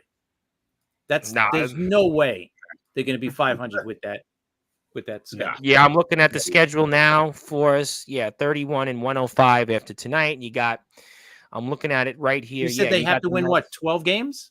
12, yeah. Baltimore, 3 in Baltimore, forget it. Boston, forget it. Cleveland, no. Oakland, no. Yeah, I mean, maybe the Angels they'll beat. I don't know, because the Angels are I'm going to say 8. I'm going to say they get 8 wins. They're going to get 39. Cool. I think 39. Well, if you think about it, right, you got the Angels, 6 times? Maybe you're lucky get 3. You're going to win 1 game here, 1 game there. That's where I look at them more or less. That's kind of where I see I feel them. bad for their fans, Yeah, it's a franchise. It's a franchise that's had some success recently. Like I said, they've won a World Series. They've had teams in the playoffs. I mean, it hasn't been, it has. 2 years ago, we were talking about them being, possibly going to the World Series. On this, a couple years ago. They've had a good franchise. It's been it hasn't been really like the doldrums for them. It hasn't been the Royals have been worse off. The Tigers have been worse, but it's what it is. But we'll have to find out. Obviously, you can catch these guys. They'll be here throughout the weekend via the Listen Live button on Sportswire Radio. We're going to keep the show in the rotation. We've also got some other shows. Pinstripe Chronicles are on the rotation. We've got Neil Villapiano's Johnny Gaudreau tribute. We've got wrestling from the Squared Circle Radio. A work in progress. The sit-down marks are back. So we got some really good shows that are back with us on sports. But I got a nice little rotation. So definitely looking forward to that. The Liftoff Jets are here with us also the weekend. So a lot of stuff is happening on Sportswire. A lot of good things. We have a new podcast coming on, I think, with Ashley D. That'll be here down the road. So some really good podcasts that you'll see. And look forward to people tuning in. Randy's got his show back in the next month or so with hockey starting. So great stuff. Let's go to closing thoughts. I'm going to go with you, Rob, first. You've got the floor. I passed the baton to you again. Thank you for the Topps Cup, which has a spider on it still. It still has the spider on it. Maybe it has the spider on. I mean, thank you, Rob. Maybe the spider was the gift. It's a deadly spider, so watch out. I don't know how that's spider. Wasn't that the Glen Allen Hill story, right? Years ago that he woke up and all of a sudden fell through a table because a spider was on him or something like that? I remember something like that. Hey, Chris, I'll make sure yours doesn't have the spider. Thank you for that. I appreciate it. But I'll give you the floor, Rob. Okay. Yeah. I just want to say quick about the Mets. We spoke about it on the podcast. The thing with the Mets is Alonso has not had that, really, really great streak. And it's his walk year. And I'm really surprised. So if he gets hot and he has that in the last month, then anything could happen with the Mets. All right. Alonso has not had a hot streak. 29 and 74 is not an Alonso season in a full year. No. So, that's it. Like I said, we're going to tape the show on Tuesday. Thanks for playing it. Thanks everybody for listening to it. Got some good shows. We'll get your logo up eventually next to these shows. We can take the Talking Rivals off when this comes off. But yeah, take your time. We'll have some great shows in the rotation. Some of them we're working on a better logo too. So yes, that was just whatever you want. Listen, I mean, I could do a logo. I do them. But obviously, there's some of our shows. The sit down marks are with us. The Pinstripe Chronicles. We have a few that haven't been around in a while. Grappling with Canada. The Work in Progress. Neil's show. Neil's been very successful. Squared Circle Radio. Those guys have been doing. I mean, man, fantastic numbers. They have a couple of shows with in 1,000 or 2,000 views, and on the radio, they did really well. Yeah, they were one of these shows that they never seem to have gotten a following, but in the last 6 months, kind of like the Pinstripe Chronicles were last year. The Pinstripe Chronicles never really, not to say they didn't have a following, but all of a sudden last year it clicked, and they've got Bobby shows get they get a lot of views here, and they get on YouTube, they get a big crowd, and they're one of those shows. Those two have kind of been the ones. I mean, Neil's got the following for sure because he's on the Hockey Podcast Network. A Work in Progress has been a stable. So You guys have had some really good guests, kind of a good, kind of really niche show, the Liftoff Jets. We get some clicks off that. So, yeah, great stuff. That's the link. That's the rotation. Check it out. We'll play it on Tuesday. We'll keep this show on the rotation for a little bit longer. Chris, want to give you closing thoughts? Obviously, I'll mix in some football on Friday's show. We'll go back and forth, but baseball is still king for now. Both New York teams are alive. You guys are the New York baseball show. So, wanted to focus on that. And I pass the baton to you, and anything else you want to plug, share, or say, take it away. Thank you, Tom. Appreciate it. Rob, great show as always. Like I said, I'm just looking forward to this last few weeks of the regular season for baseball. The Dodgers, like I said, I mentioned, they're actually getting hot tonight. They're beating the D-backs in Arizona, and Ohtani hit a home run. So that's just 43 now, 43. Yeah. So I'm looking forward to it, and obviously football next week, which is going to be great. A lot of good matchups in the first week. I mean, we'll preview some of them. We'll go back and forth. Definitely, man. And listen, if you're in a survivor league, it's so tough to pick a winner this week because there was so many really good matchups. So I'm really looking forward to this week. Obviously, Jets hopefully going to have a big season. Just got to stay healthy. So I heard when I heard on X, some people were saying winning the Super Bowl. I'm like, here we go with these expectations. I know. I like being the underdog that nobody likes to talk about. So because you don't get disappointed, yeah. But anyway, I'm looking forward to it. Our second episode for Rob and I on Tuesday of New York baseball talk. Yep. And then Wednesday I'll be on with Sharman. We'll probably preview in week 1. We did our full preview the last 2 weeks. I caught some of that. You had it with the man behind, obviously play like a Jet, and then you guys did a little bit of it this week, so that was kind of cool to hear a little bit of it. Yep. Yeah, so I'm looking forward to it, man. We're going to preview week 1 on the Liftoff Jets, and you could catch me CP7NY on Twitter and Liftoff Jets, and hopefully soon Rob and I will be making up a Twitter page for the no worries. We'll obviously take care of it. That's Rob's X. Chris had his. I just played up. You can check them out. Rob's so old he had the Sportnarium logo up, so it's okay. Keep it up. It's good. It's okay. Remember, it's good. It's okay. The background's good. No, we're gonna get that. Hopefully, we'll get the logo made up and we'll put that up on Twitter and have an X. Yeah, listen, I'm really excited about the show. I enjoyed it a lot. I've played it a few times throughout the week. I think it's a good mix. I'm really happy about it. We got some really good shows on Sportswire. I'm really excited about sports season getting back. It's good because we have obviously wrestling is stable, but the radio is more sports centric. So it's kind of the irony, but we're actually more sports centric on the radio. So I'm excited about that. We also simulcast the show here on the radio. So thanks everybody for now. That was Chris. I think their last name's different. It's not Pizaya. It's Pizaya, if I'm not mistaken. Pizaya, right. I got it. I feel for all these years, I was like, wow, it's Chris Pizaya. I'm like, I couldn't get it right, but now I listen to it like someone like, he should have just told me and corrected me, but it's Chris Pizaya and Rob. That's all right. But the most important thing is getting somebody's, last name. I've heard wrestling said much worse, so it's okay. Well, in the wrestling world, if you say somebody's name wrong, they will literally take you off the screen and they will hang you. So I want to make sure we have your name right because you are in our Hall of Fame. You are Chris Pizaya. You were the host of the New York Baseball Talk alongside Rob Maraska. You were also the co-host of the Liftoff Jets alongside our buddy Sharman Phillip. And one of these days during this season, when I have some time, I want to get on your podcast and put the podcast in the Hall of Fame. So I owe you guys that. We'll definitely take care of that. And Rob is also in the Hall of Fame, and he's got his own show finally. And I'm sure Joe Dell is going to keep listening, and he can keep the Taylor Talk to himself. But thank you, gentlemen, for your hard work. Can't wait for Tuesday. Can't wait for the rest of the weekend.